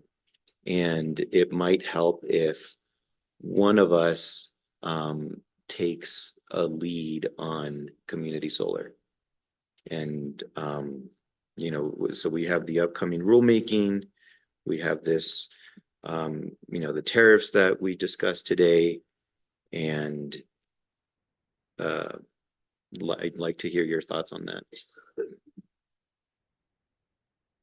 I think that's a good idea, and I would nominate you. I would accept that nomination. Yeah, I'd certainly be supportive of that. I think there's certainly strong logic behind having one of us that is, you know, more formally attached to those to that area. Okay.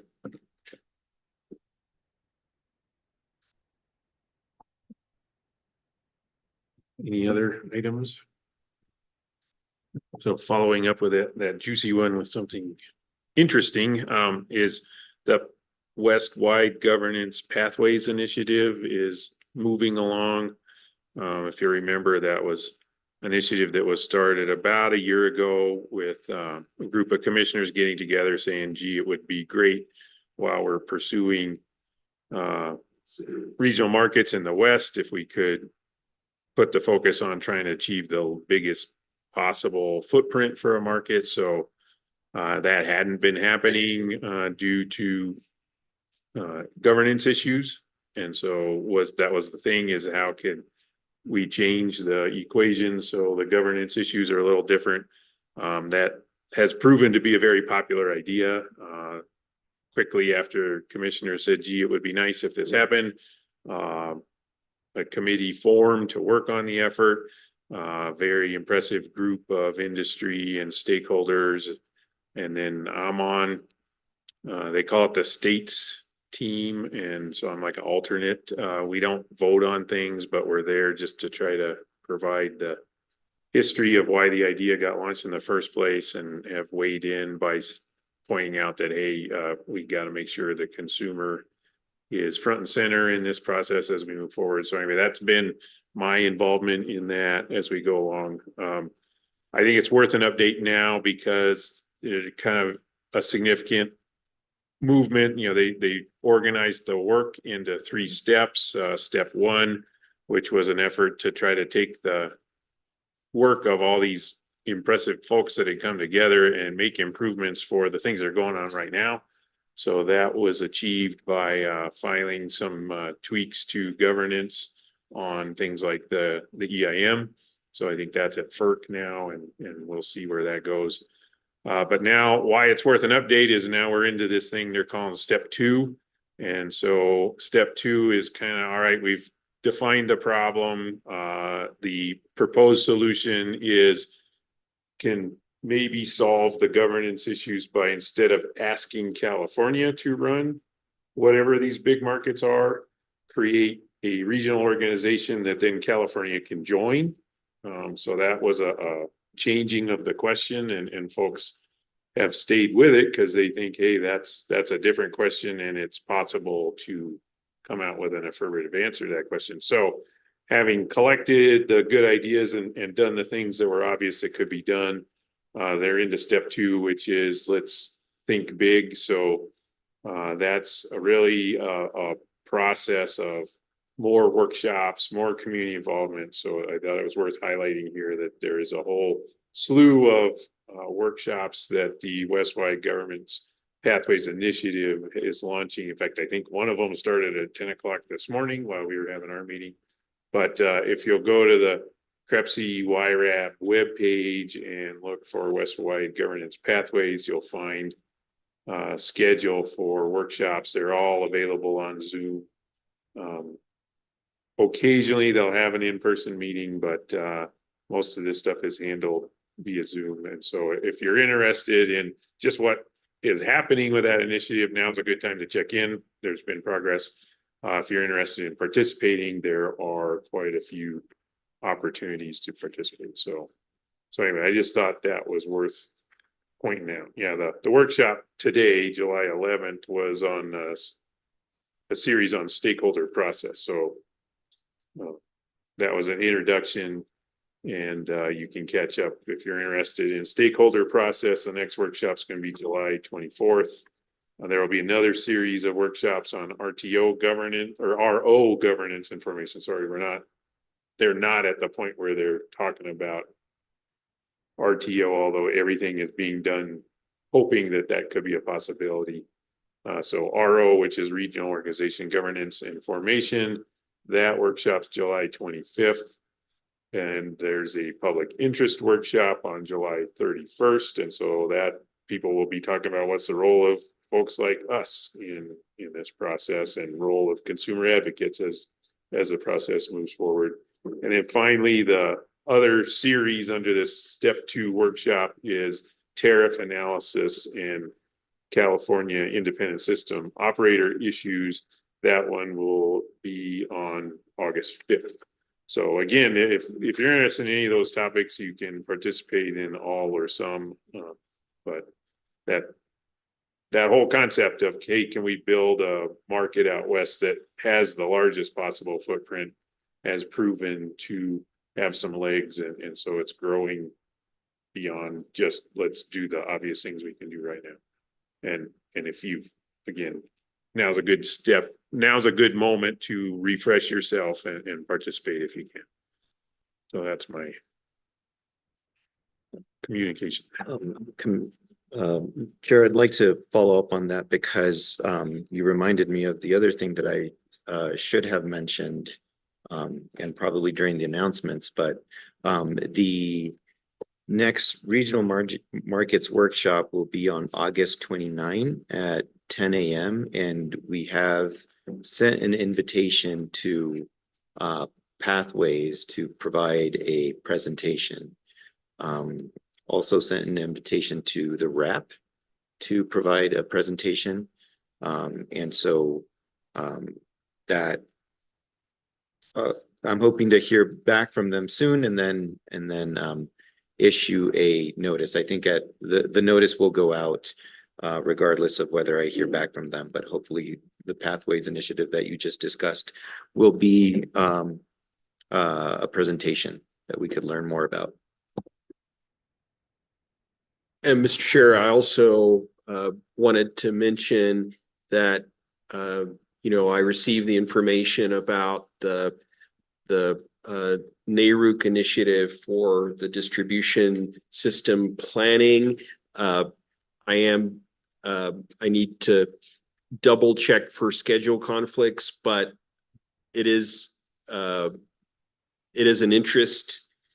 It is interesting to me, and I think I have in mind at least a staff member who may be interested. So I will talk to staff about that, and I will most likely be doing that as well, assuming that I don't have a big conflict. That's great news, Commissioner. I forget what the deadline was for responding back, but I think you got a couple of weeks there. Six, I think. And then, So, so yeah, I'll do that.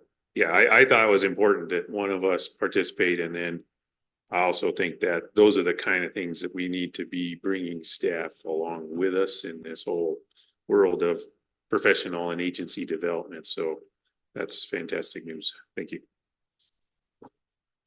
Anything else, commissioners? Seeing no objection, we are adjourned.